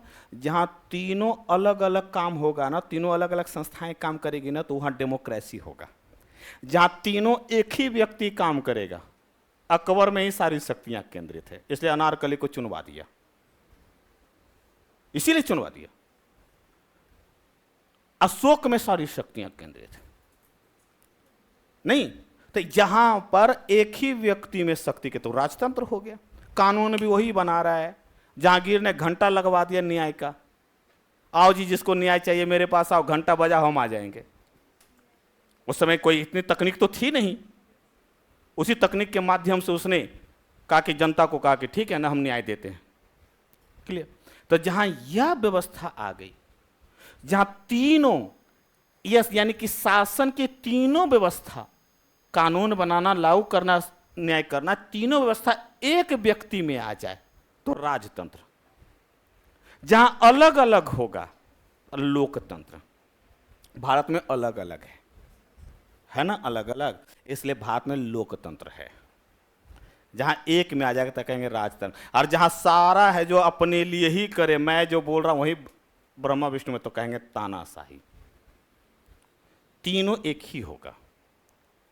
तो कानून भी यही बना रहा है, लागू भी कर रहा है न्याय। तो कानून लागू बना कैसे रहा है? तो संविधान में लिखा हुआ है कि नहीं लिखा हुआ, उसके आधार पे कानून बनता है। कोई कानून बन रहा है तो किसी वर्ग का उल्लंघन तो नहीं हो रहा। अगर उल्लंघन हो रहा तो कानून सही नहीं है। किसी के समानता का उल्लंघन तो नहीं हो रहा, किसी के धर्म का तो उल्लंघन नहीं हो रहा, किसी का अन्याय तो नहीं हो रहा। अगर नहीं हो रहा है तो कानून ठीक है, अगर हो रहा है तो कानून ठीक नहीं है। इसीलिए वक्फ संशोधन अधिनियम जब बना, तब वक्फ संशोधन अधिनियम को चुनौती इसी आधार पर दी गई कि धर्मनिरपेक्षता के खिलाफ है, इसी आधार पर दी गई। सीएए को चुनौती, सिटीजनशिप अमेंडमेंट एक्ट को चुनौती इसी आधार पर दी गई कि वो धर्मनिरपेक्षता के खिलाफ है। इस आधार पर नहीं दी गई कि कानून संसद ने बनाया है। वह कहता है कि मूल सिद्धांत पर है कि नहीं, उसी के आधार पे कानून बनता है। तो सभी कानून बनता है तब पहले संविधान, और संविधान बना कैसे? तक कुछ सिद्धांत पर, उस सिद्धांत से प्रभावित होकर के संविधान बना, इसी संविधान से कानून बना, और इसी कानून में नियम लिखे हुए हैं, उपनियम लिखे हुए हैं, और इसी से देश चल रहा है। देश ऐसे ही चलता है। बीएनएस, भारतीय न्याय संहिता, हाल ही में, अब तो आईपीसी खत्म हो गया है, बीएनएस लागू हुआ नहीं, तो बीएनएस या बीएनएसएस में भारतीय न्याय सुरक्षा संहिता वाले में, बीएनएसएस में एक क्लॉज था। क्लॉज ये है, हिट एंड रन का क्लॉज था। हिट एंड रन का क्लॉज है कि यदि कोई ड्राइवर है जो हिट करके, यानी धक्का लग जाता है और वो भाग जाता है, तो उसको अगर वो पकड़ में आता है तो 10 साल तक की सजा और 10 लाख तक का जुर्माना होगा। ठीक है, हिट एंड रन के केस में, आईपीसी वाले में कम था। क्लियर? तो इस पर ड्राइवरों ने है जो हड़ताल कर दिया। कुछ दिनों पहले आपने ड्राइवर का हड़ताल सुना होगा। ड्राइवर ने हड़ताल कर दिया, कहा कि ये क्लाउज ही गलत है। अगर सोच करके, वो कहता है, ड्राइवर का कहना है कि अगर सोच करके देखिए, अगर हम ना भागें तो मुझे मार नहीं देगा भीड़, मॉब लिंचिंग नहीं हो जाएगी मेरे साथ, भीड़ नहीं मार देगा। और अगर मैं पकड़ में अगर मैं नहीं भागता, तो अगर मैं भाग रहा हूं और कुछ दूर जा करके कुछ दूर गया और पुलिस वाला अगर कहेगा कि नहीं ये भाग रहा था इसलिए मैंने पकड़ लिया, और मैं खुद को सरेंडर कर दो, पुलिस वाला कहेगा मैं ये भाग रहा था इसलिए पकड़ के ला दिया मैंने, तो कि कौन तय करेगा कि मैं भाग रहा था कि नहीं भाग रहा था? और 10 साल और 10 लाख अगर मैं दूंगा, कहां से दूंगा 10 लाख रुपया? एक ड्राइवर कहां से देगा? तो ये काफी आरोप लगा, ड्राइवरों ने हड़ताल कर दिया, सरकार ने है जो वापस ले लिया। क्या यह राजतंत्र में संभव था? नहीं था, सिर्फ डेमोक्रेसी में ही संभव है।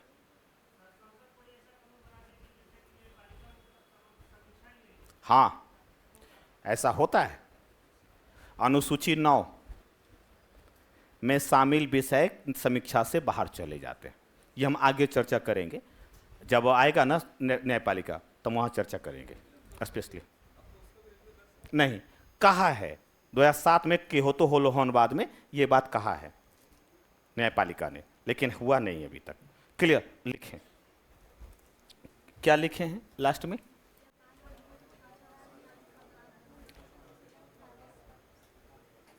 शासन एवं क्या लिखा, देखो तो, या बाद में मूल ढांचे। अच्छा, यहां लिखें, ठीक है, इसी के पैराग्राफ चेंज करके लिखेंगे, इसी में लिखेंगे। भारतीय संविधान में लिखित, भारतीय संविधान में लिखित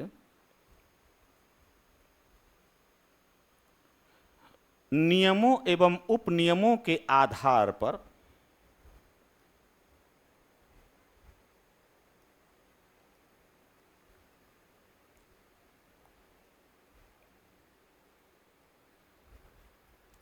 संसद द्वारा कानून का निर्माण किया जाता है।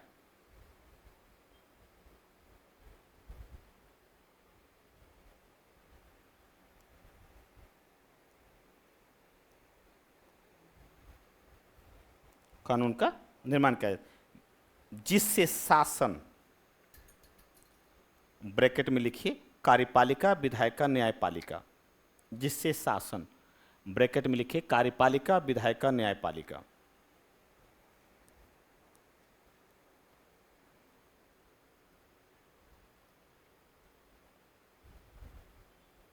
विधायिका, न्यायपालिका तथा प्रशासन, ब्रैकेट बंद, तथा प्रशासन, ब्रैकेट में लिखिए कार्यपालिका, तथा प्रशासन, ब्रैकेट में लिखिए कार्यपालिका। प्रशासन का मतलब होता है कार्यपालिका, ध्यान रखिएगा। हां, अब ये अलग अलग हो सकता है, जो कानून को लागू करता हो वही प्रशासन, जैसे पुलिस प्रशासन, वहां शासन नहीं बोलते हैं आप, वहां प्रशासन बोलते हैं आप। स्वास्थ्य प्रशासन नहीं, उसका मतलब होता है एडमिनिस्ट्रेटिव, एडमिनिस्ट्रेशन। तो जहां प्रशासन होगा तो उसी प्रशासन काम क्या करे, जो कानून बन गया है ना, उसी कानून को क्या करेगा, लागू करवाएगा।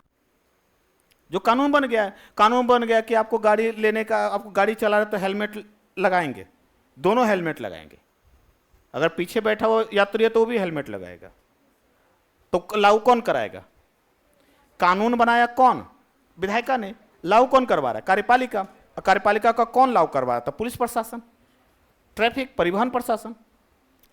प्रशासन का मतलब ये, ऐसे शासन और प्रशासन चलता है।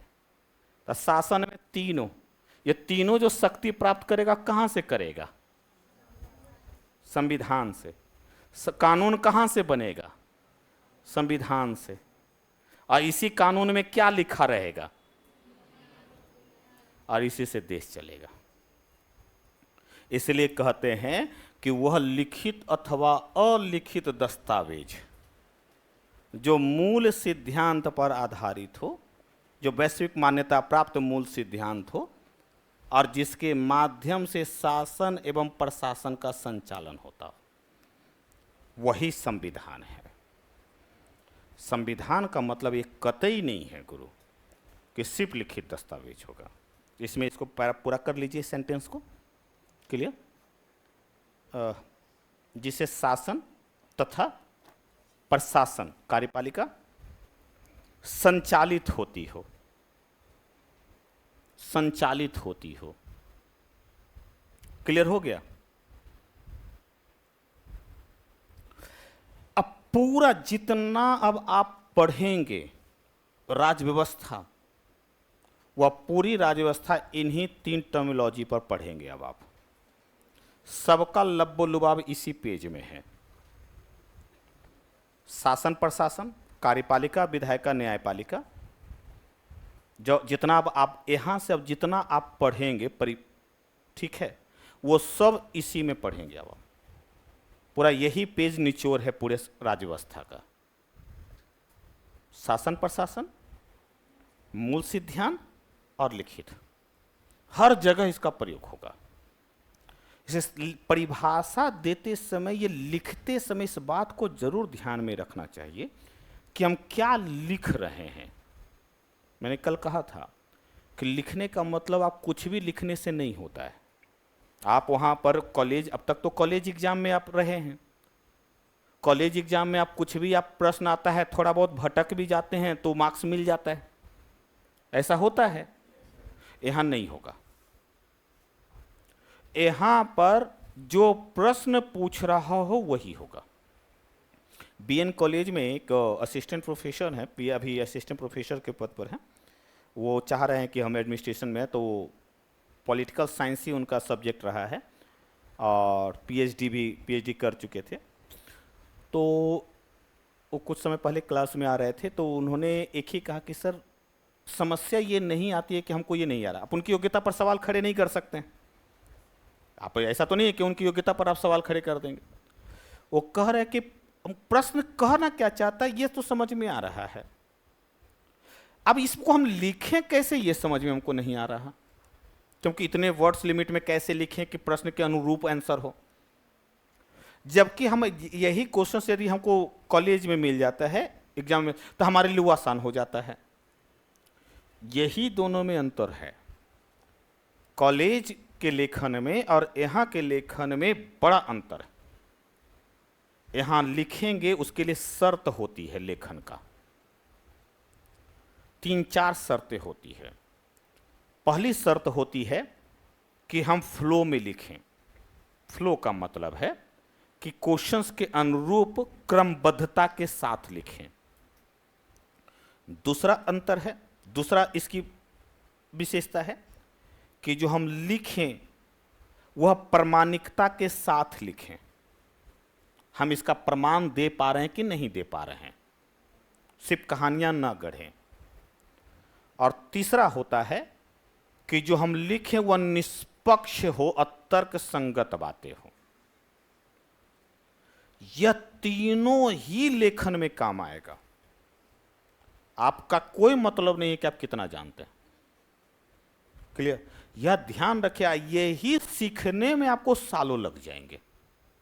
यही सीखने में साल, पीटी निकल भी जाएगा तब भी आपका कोई काम नहीं आने वाला, क्योंकि ऐसा हुआ है कि कईयों का पीटी निकल जाता है, अब फिर पीटी दे रहा है, फिर पीटी दे रहा है, मेंस निकल नहीं पाता क्योंकि लिखने नहीं आ रहा। प्रॉब्लम से ही हो रहा है। पूरे प्रक्रिया में यही चलेगा। पूरा जो राज्य व्यवस्था यही इसी पेज में है। इसी पेज का हमको विवरण करना है आगे चल करके। इसे मैंने कहा ना, संविधान जो है जो सभी पर समान रूप से लागू होगा, यानी वैसा विधान जो सब पर समान रूप से लागू होगा और जो कुछ तत्वों पर निर्भर करता है, लिखित हो, मूल सिद्धांत पर हो आपका, जिसे शासन एवं प्रशासन चलता हो। अब भारतीय संविधान का निर्माण कैसे हुआ, तो पहली बातें अब हमें समझ में आ गई। देखिए तो पहला जो तत्व हमने रखा था, इसका परिचय। अब संविधान का मतलब समझ में आ गया कि संविधान कहते किसको है। अब किसी भी देश के संविधान का मतलब समझ में आ गया, भारतीय संविधान के बारे में भी पता चल गया। दूसरा है कि अब इसका निर्माण कैसे हुआ, जब ये बना, अब ये बना कैसे भारतीय संविधान। अगर मैं इसके निर्माण प्रक्रिया पे बात करूं, अगर मैं इसके निर्माण प्रक्रिया पे बात करूं तो दो तीन बातें। पहला तो इसको दो तरीके से देख सकता हूं बात करके। एक तो देख सकता हूं कि क्या मैं इसे ब्रिटिश के दौर में या ब्रिटिश सरकार द्वारा इसको निर्माण प्रक्रिया को देखता हूं, और एक देखता हूं भारतीयों द्वारा निर्माण प्रक्रिया को देखता हूं। दो रूपों में इसके निर्माण प्रक्रिया को देख रहा हूं। पहला तो देख रहा हूं प्रशासनिक विकास के रूप में निर्माण प्रक्रिया, प्रशासनिक विकास के रूप में। मैं संवैधानिक विकास नहीं लिख रहा गुरु, कंफ्यूज मत होइएगा। मैं प्रशासनिक विकास, मेरी मजबूरी है प्रशासनिक विकास लिखना। क्यों? जब मैं प्रशासनिक विकास की बात करता हूं, कभी भी अंग्रेजों ने कभी समानता की बात नहीं की, कभी उन्होंने न्याय की बात नहीं की, कभी मूल सिद्धांत की बात नहीं की। उठा करके देखिए तो 1773 से 1947 तक सिर्फ उन्हें एक ही काम रहा, उन्होंने कानून बनाया, संविधान नहीं बनाया गुरु, कानून बनाया। आप उठा करके देखिए 1773 के रेगुलेट, सब में एक्ट लगा हुआ है। 1773 रेगुलेटिंग एक्ट, 18 नहीं आपका 1784 पिट्स इंडिया एक्ट, 1935 भारत शासन अधिनियम, 1909 भारत शासन अधिनियम। एक्ट का मतलब अधिनियम, सब में एक्ट या अधिनियम लगा हुआ है। और एक्ट और अधिनियम का मतलब होता है कानून। डायरेक्टली उन्होंने कानून बनाया, और जो कानून बनाया ना, वो किसी समानता, किसी न्याय और किसी स्वतंत्रता पर आधारित नहीं है। कहां भारतीयों को स्वतंत्रता थी? बोलने की स्वतंत्रता थी कहीं? क्या ब्रिटिश काल में किसी भी व्यक्ति को किसी प्रकार के न्याय, स्वतंत्रता का कोई प्रकार का मूल सिद्धांत जिस पर वो अपना विकास करता कहीं था? इसलिए मैं उसे प्रशासनिक विकास बोलता हूं। प्रशासनिक विकास का मतलब है कि उन्होंने सत्ता का संचालन करने के लिए कानून का निर्माण किया है। सुविधाजनक सत्ता का संचालन हो, कोई दिक्कत न हो, इसलिए समय समय पर उन्होंने कानून का निर्माण किया है। इसीलिए इस दौर को हम प्रशासनिक विकास के रूप में देखते हैं, जो ईस्ट इंडिया कंपनी के दौर में रहा और जो ब्रिटिश सरकार के दौर में रहा। इसलिए कहीं पर भी आप इसको संवैधानिक विकास नहीं देखेंगे। आप, मैंने कई जब बुकों को जब मैंने पलटा तो मुझे इतना समस्या क्रिएट हो रही थी कि मुझे कई जगह संवैधानिक विकास लिखा हुआ मिल रहा है। आप पढ़े भी होंगे तो कई जगह मिला होगा संवैधानिक विकास, और संवैधानिक विकास जब पढ़े होंगे तो उसमें लिखा मिलेगा 1773 के रेगुलेटिंग एक्ट से। अब गलत भी नहीं है, क्लियर, कई बुकों में। इसका मतलब है कि ये मैं मान के चल रहा हूं कि जो आप लिख रहे हैं संवैधानिक विकास, इसका मतलब है कि मैं ब्रिटिश देन संविधान को मान के चल रहा हूं कि ब्रिटिशों ने भारत के लिए संविधान बनाया। तो फिर ये भी मैं मान के चल रहा हूं, फिर मैं हम सब स्वतंत्र नहीं, हम उसके उपनिवेश बने हुए। ब्रिटिशों ने कभी संविधान नहीं बनाया गुरु, ब्रिटिशों ने प्रशासन चलाने के लिए कानून बनाया है, इसलिए हम इसको प्रशासनिक विकास बोलते हैं। संविधान जो बना वह भारतीयों द्वारा बनाया गया, इसलिए इसको हम दूसरा तर्क देते हैं, संवैधानिक विकास हम यहां से लिखते हैं। भारत के निर्माण पर, ये संविधान के निर्माण प्रक्रिया को हम दो भागों में तोड़ करके लिखते हैं। अब आपके समझ के एक प्रश्न आएगा, मन में एक आएगा, ठीक है ना, जब संवैधानिक निर्माण प्रक्रिया को आप लिख रहे हैं तो फिर ये इकाई लिख रहे हैं, आप हटा ही दीजिए इसको, फिर इसको लिखने का कोई मतलब ही नहीं है। जब हम संवैधानिक निर्माण प्रक्रिया ही पढ़ रहे तो फिर हम इसी को डायरेक्ट काहे नहीं लिख ले? हम इसलिए नहीं लिख सकते हैं कि कहीं ना कहीं भारतीय संविधान में इसके कुछ प्रावधान उसमें रखे गए हैं, कहीं ना कहीं रखे गए। 1935 के कई अधिनियम को रखा गया है, 1961 के कई अधिनियमों को रखा गया, कई नियमों को रखा गया, इसलिए हम नहीं लिख सकते। से जैसे जैसे आप आगे बढ़ेंगे इस अधिनियमों का, इस एक्ट का कुछ कुछ प्रावधान आपको भारतीय संविधान में दिखेंगे। इसलिए ये माना जाता है, कभी कभी प्रश्न उठता है कि भारतीय संविधान तो ब्रिटिश की देन है, तो कभी कभी प्रश्न उठता है नहीं जी, ब्रिटिशों ने तो कभी संविधान बनाया ही नहीं, ब्रिटिशों ने तो कानून का निर्माण किया है, इसीलिए आप इसको पूर्ण रूप से ब्रिटिश संविधान नहीं मानेंगे। हाँ, ये जरूर कह सकते हैं कि कुछ प्रावधान रख दिए गए, ये जरूर कह सकते हैं। इसके निर्माण प्रक्रिया को हम दो भागों में तोड़ करके देखते हैं, एक प्रशासनिक विकास के रूप में और दूसरा संवैधानिक विकास के रूप में। क्लियर?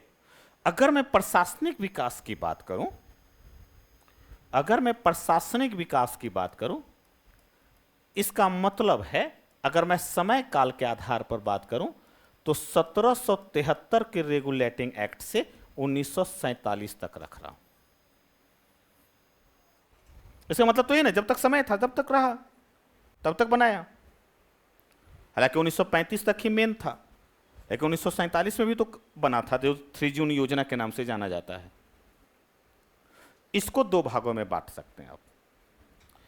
एक ईस्ट इंडिया कंपनी के रूप में, जब तक ईस्ट इंडिया कंपनी थी तब तक, जो ईस्ट इंडिया कंपनी द्वारा बनाया गया, यानी कि 1773 से लेकर के कब तक थी? 1858 में तो खत्म ही हो गई। 1858 में तो ब्रिटिश सरकार ने बनाया नहीं, और दूसरा ब्रिटिश सरकार द्वारा, ब्रिटिश सरकार द्वारा 1858 से लेकर के भारत में प्रशासनिक विकास को दो भागों में तोड़ करके देखा जा सकता है। ईस्ट इंडिया कंपनी के द्वारा बनाया गया कानून और दूसरा ब्रिटिश सरकार के द्वारा बनाया गया कानून। अच्छा, आश्चर्यजनक वाली बातें हैं, ईस्ट इंडिया कंपनी ने कानून बनाया है क्यों? क्यों जरूरत पड़ गई भाई? 1600 में निर्मित कंपनी 1605 के आसपास भारत आती है, 1608 के आसपास भारत आती है, भारत आती है 1600 में, कानून बनता 1773 में, यानी कि 173 वर्ष के बाद, इसका मतलब मान के चले 150 वर्ष के बाद कानून बनता है। क्या जरूरत पड़ गई कानून बनाने का? इसके पीछे रीजंस है बंधु। अगर मैप को, अगर वर्ल्ड मैप को यदि समझिएगा तब आपको और क्लियरिटी नजर आएगा। पॉलिटिकल साइंस जो आप पढ़ते हैं, पॉलिटी पढ़ते हैं, वो आईआर से लिंक रहता है। आईआर को बिना समझे आप इसको जोड़ नहीं पाएंगे। आप अगर आप वर्ल्ड मैप को यदि गौर से देखिएगा, ध्यान से, तो उस समय घटना ये थी कि आपको याद होगा कि 1498 में जब वास्को डी गामा भारत आया और गलती से भारत की तरफ पहुंच गया, गलती से ही आया था, हालांकि उस समय कंपास की खोज हो रही थी और हो चुकी थी। दिशा मापन जो यंत्र था कंपास, जैसे जैसे यूरोपियन समाज बड़ा खोजी प्रवृत्ति का होता है, जैसे जैसे यूरोपियन समाज में तकनीक आ रहा था, गैलीलियो या उसके पहले डार्विन ही पहला ऐसा व्यक्ति था जिसने पहली बार उन व्यक्तियों को, पोपो को चुनौती दी थी। उस समय आप लोगों ने एक पढ़ी होगी मेंडल्स के बारे में। मेंडल्स ने एक किताब दिया था जिसको जेनेटिक्स, फादर ऑफ जेनेटिक्स कहा जाता है मेंडल्स को, नहीं तो उसी दौर में डार्विन भी आए हुए थे और चार्ल्स डार्विन ने इवोल्यूशन थ्योरी दिया था, विकासवाद का सिद्धांत दिया था। तो पहले माना जाता था कि ज़्यादातर मनुष्य के संबंध में पोपो का क्योंकि वर्चस्व था, तो ज़्यादातर मानते थे कि तुम लोग तो यहाँ, ये तो ईश्वर की देन है, गॉड ने सब भेजा है और हम तो दूत हैं। ईसाई धर्म में ये मान्यता रही कि ईसा मसीह को हमेशा अपने आप को दूत मानते रहे और कहते हैं कि तुम तो यहाँ दुख भोगने आए हो, हम यहाँ तुम्हें दुख से तुम्हें दूर करने आए हैं। इसी बात को डार्विन ने पकड़ लिया और डार्विन ने कहा कि किसी ईश्वर ने के बनाया नहीं, मनुष्य का विकास यही हुआ है, यही तत्व से हुआ है। और उन्हें सिद्धांत पहली बार चुनौती डार्विन ने ही पोपो को दी थी। और उस दौर में कई नए नए तकनीक आ रहे थे। उसी तकनीक में एक था कंपास, और कंपास की खोज ने भौगोलिक खोज को बढ़ावा दे दिया, यानी कि समुद्री यात्रा करना आसान हो गया था। क्योंकि पहले तो समुद्री यात्रा होती थी तो तारों के आधार पर काउंट होता था कि जिस तरफ तारा है तो उत्तर दक्षिण पूर्व पश्चिम का रास्ता अपनाता था। लेकिन दिन में क्या करेंगे आप कि समुद्री यात्रा करते समय दिशा समस्या क्रिएट करता है। कंपास की खोज ने धीरे धीरे यूरोपियन समाज को, यूरोपियन लोगों को दुनिया से जोड़ने का कार्य किया। और उसी जोड़ में एक था कोलंबस, जिसका आप नाम सुने होंगे, और एक था Vasco D gamma. Vasco D gamma ने एक लंबी यात्रा करते हुए भारत की तरफ कदम रखा। आश्चर्य वाली बात है, अब कदम भी देखिए कहां रखा। यह जो, अगर आप इसको हम वर्ल्ड मैप के आधार पर, मैं अगर यूरोपियन समाज को यहां रखूं, यूरोपियन देश को इस क्षेत्र में, और यहां अफ्रीका समूह को, और ये एशिया, और एशिया में भारत को अगर यहां पर रख दूं, केंद्रित करूं, तो यह जो देश है पुर्तगाल से होते हुए, अफ्रीका से होते हुए, समुद्री यात्रा करते हुए केरल की तरफ पहुंच गया।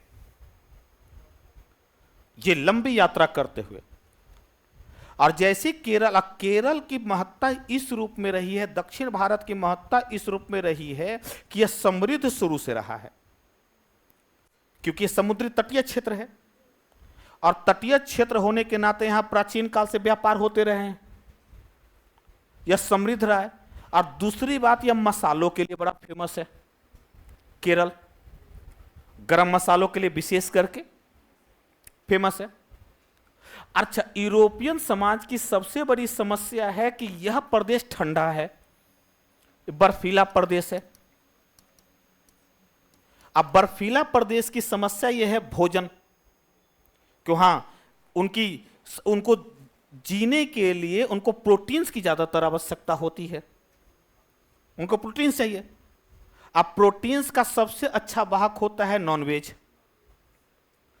प्रोटीन, अब अच्छा नॉनवेज यदि काट करके, क्योंकि एक बार यदि नॉनवेज बनाए तो ऐसा तो नहीं कि एक ही बार में प्रयोग हो जाएगा, उसको काट करके रख लेंगे। अच्छा, काट कर रखेंगे तो कुछ समय के बाद वो खराब हो जाएगा। उस खराबी से बचाने के लिए उसको मसाला चाहिए था, और वो मसाला मिला उसको भारत में। यह जो, इसीलिए आप कभी भी आप देखिएगा कोई नॉनवेज खाते होंगे तो वहां पर देखिएगा कई जगह पर तो हल्दी लपेट करके चिकन को रखे रहता ताकि खराब ना हो। ये मसाला उसके लिए कारगर साबित हुआ। अब वास्को डी गामा जब यहां से मसाला लेकर के गया तो कई 4 गुना दाम पर बेचा, हाथों हाथ उसका मसाला बिका। 8 गुना दाम पर, 60 गुना दाम पर। अब इतने दाम पर यदि मसाला बिका हो तो रातों रात उस समय का अरबपति रह गया होगा।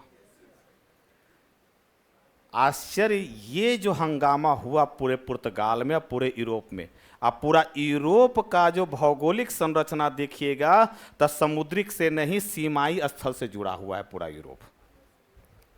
पूरा यूरोप की जो संरचना देखिएगा तो सीमाई स्थल से जुड़ा हुआ है। और यूरोप सीमाई स्थल से जुड़ने का मतलब है कि वह घटना पूरे यूरोप में फैल गई। उसको देखते हुए 1498 की यह घटना, और उसके बाद पूरे यूरोपियन समाज का दक्षिण यानी कि पूर्वी एशियाई देशों की तरफ, पूर्वी देशों की तरफ आगमन होना। अब जैसे ही उधर से आगमन होना शुरू हुआ तब उसी समय इंग्लैंड में घटना घटी थी, और इंग्लैंड में घटना थी औद्योगिक क्रांति का। उसी दौर में आ रहा था औद्योगिक क्रांति भी। और औद्योगिक क्रांति में उस दौर में एक विचार क्रिएट हुआ था इंग्लैंड में। हालांकि 1665 में वो क्रांति का रूप बना, 1670 के आसपास एक विचार आया। वह विचार था कैपिटलिज्म का, पूंजीवाद का। पूंजीवाद का मतलब होता है कि एक मालिक होगा, बाकी सब मजदूर होंगे, यानी कि उसमें लाभ के सिद्धांत पर काम करता है, जितना लाभ कमा सके। इसी थ्योरी में वहीं पर ये क्रिएट हुआ और वहीं के शासक ने एक कंपनी बनाई। उस समय ब्रिटिश संसद उस समय भी था। कंपनी बनाई जिसको ईस्ट इंडिया कंपनी का नाम दिया गया, और नाम भी था ईस्ट, यानी कि पूर्वी देशों के साथ व्यापार करने के लिए बनाया गया था।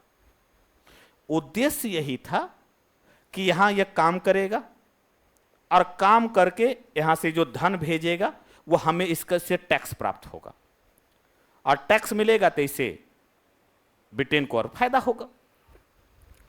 ईस्ट इंडिया कंपनी का निर्माण हुआ, और ईस्ट इंडिया कंपनी का उद्देश्य यही था कि पूर्वी देशों के साथ, विशेष करके भारत के साथ व्यापार को बढ़ावा दे।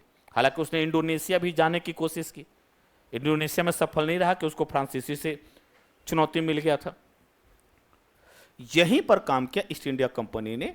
और मैंने कहा ना कि उसको, क्योंकि समुद्री क्षेत्र से आया था और समुद्री क्षेत्र से उसको दक्षिण भारत मिल गया, और दक्षिण भारत ऑलरेडी मसालों का केंद्र बिंदु रहा। इसी बीच में अब ईस्ट इंडिया कंपनी धीरे धीरे यहां स्थापित हो गई।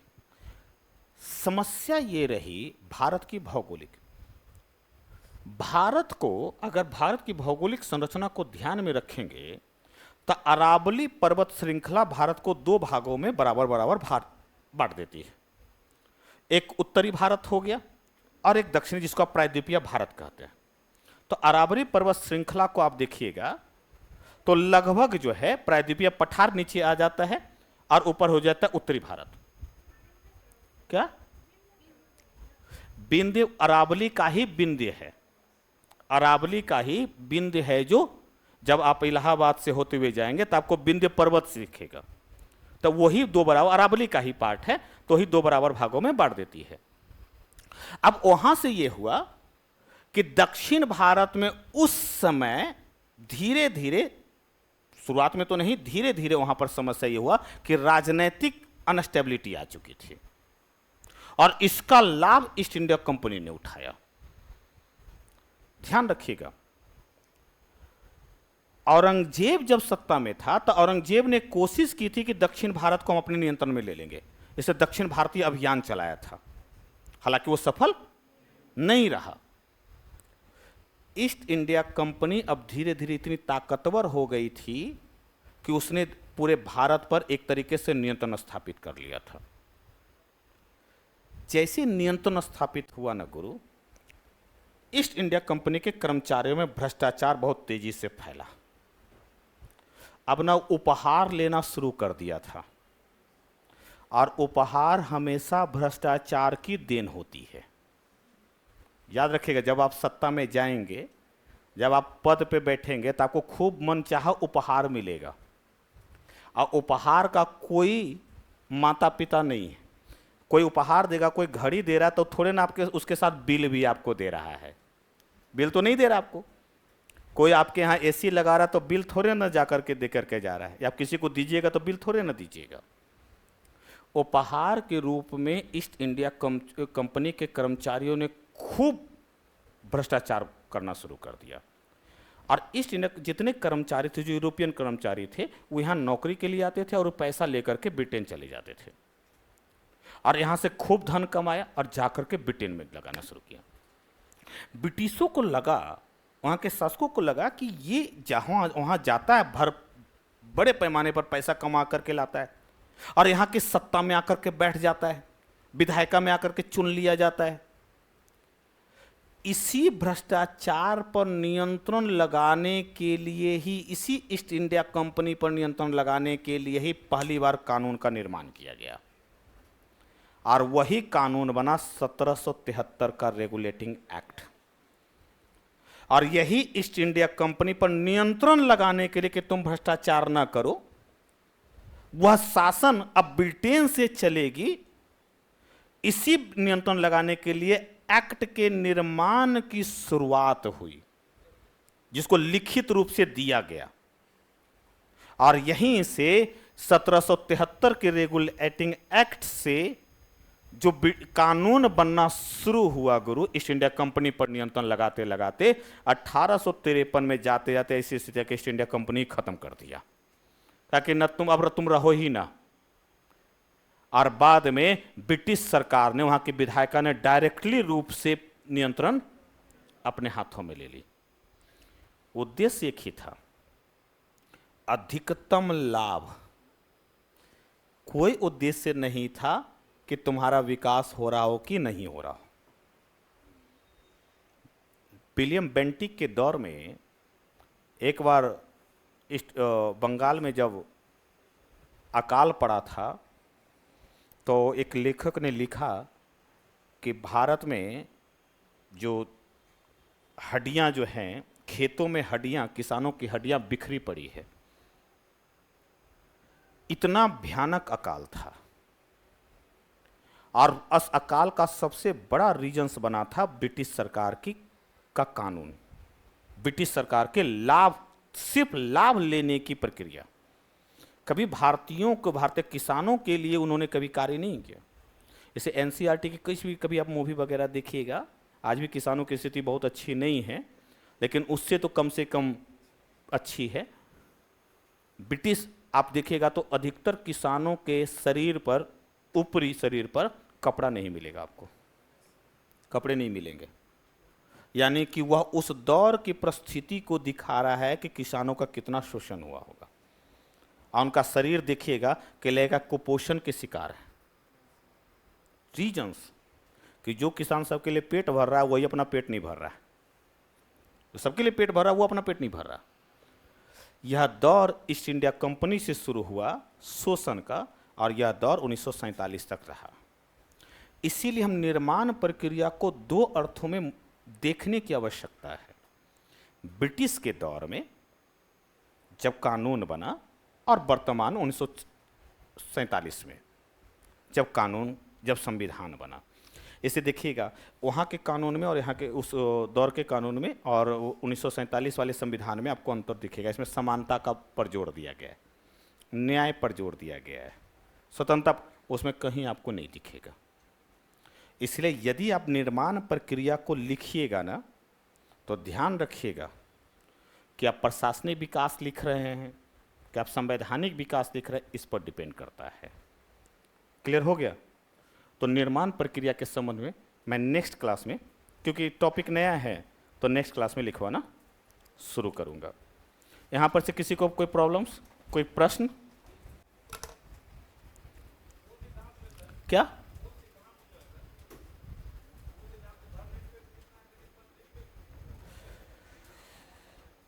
दोनों में से आप कोई भी प्रयोग कर सकते हैं।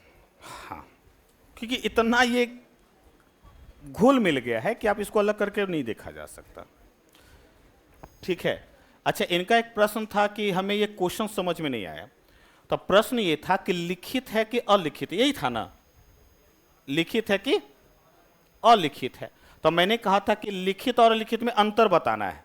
तो कैसे लिखित है ये बता देना था, अंतर पता चल गया, और अलिखित है तो अंतर पता चल गया। तो पहले ये बताना है। ये आप नहीं लिख पाएंगे कि भारतीय संविधान लिखित है, तो बताओ कैसे लिखित है। पहले यही लिखना, ये छोड़ देना। ये अभी नहीं लिख पाओगे, तो इसलिए अभी छोड़ देना। ये दो, उसमें दो प्रश्न है। तब पहला वाला प्रश्न तो आपको समझ में आ रहा है, तो तब पहले वाले प्रश्न को ही लिखेंगे। क्लियर? हम ये क्वेश्चंस लिखा है, इनका कहना है कि जो क्वेश्चंस लिखा है उसका उत्तर एक बार लिखा दे। अभी हम नहीं लिखाएंगे, हम धीरे धीरे आगे बढ़ेंगे, हम लिखवाते चलेंगे। जहां फॉर्मेट की जरूरत होगी वहां लिखवाएंगे। क्लियर? तो यहां तक रहने देंगे। हाँ, और बोलिए।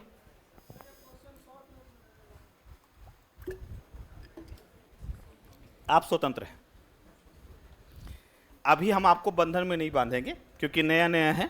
बहुत सारे तो अभी पहली बार प्रश्न ही देख रहे होंगे कि ऐसे होगा। तभी आप नए नए हैं, आप स्वतंत्र हैं कि 10 लाइन में लिखेंगे, 10 पेज में लिखेंगे, आप स्वतंत्र हैं। बंधन बांधेंगे बाद में, जब आपका थोड़ा बहुत बढ़ेगा तब उसमें देखेंगे। क्लियर? तभी आप स्वतंत्र हैं। तो आज के लिए धन्यवाद।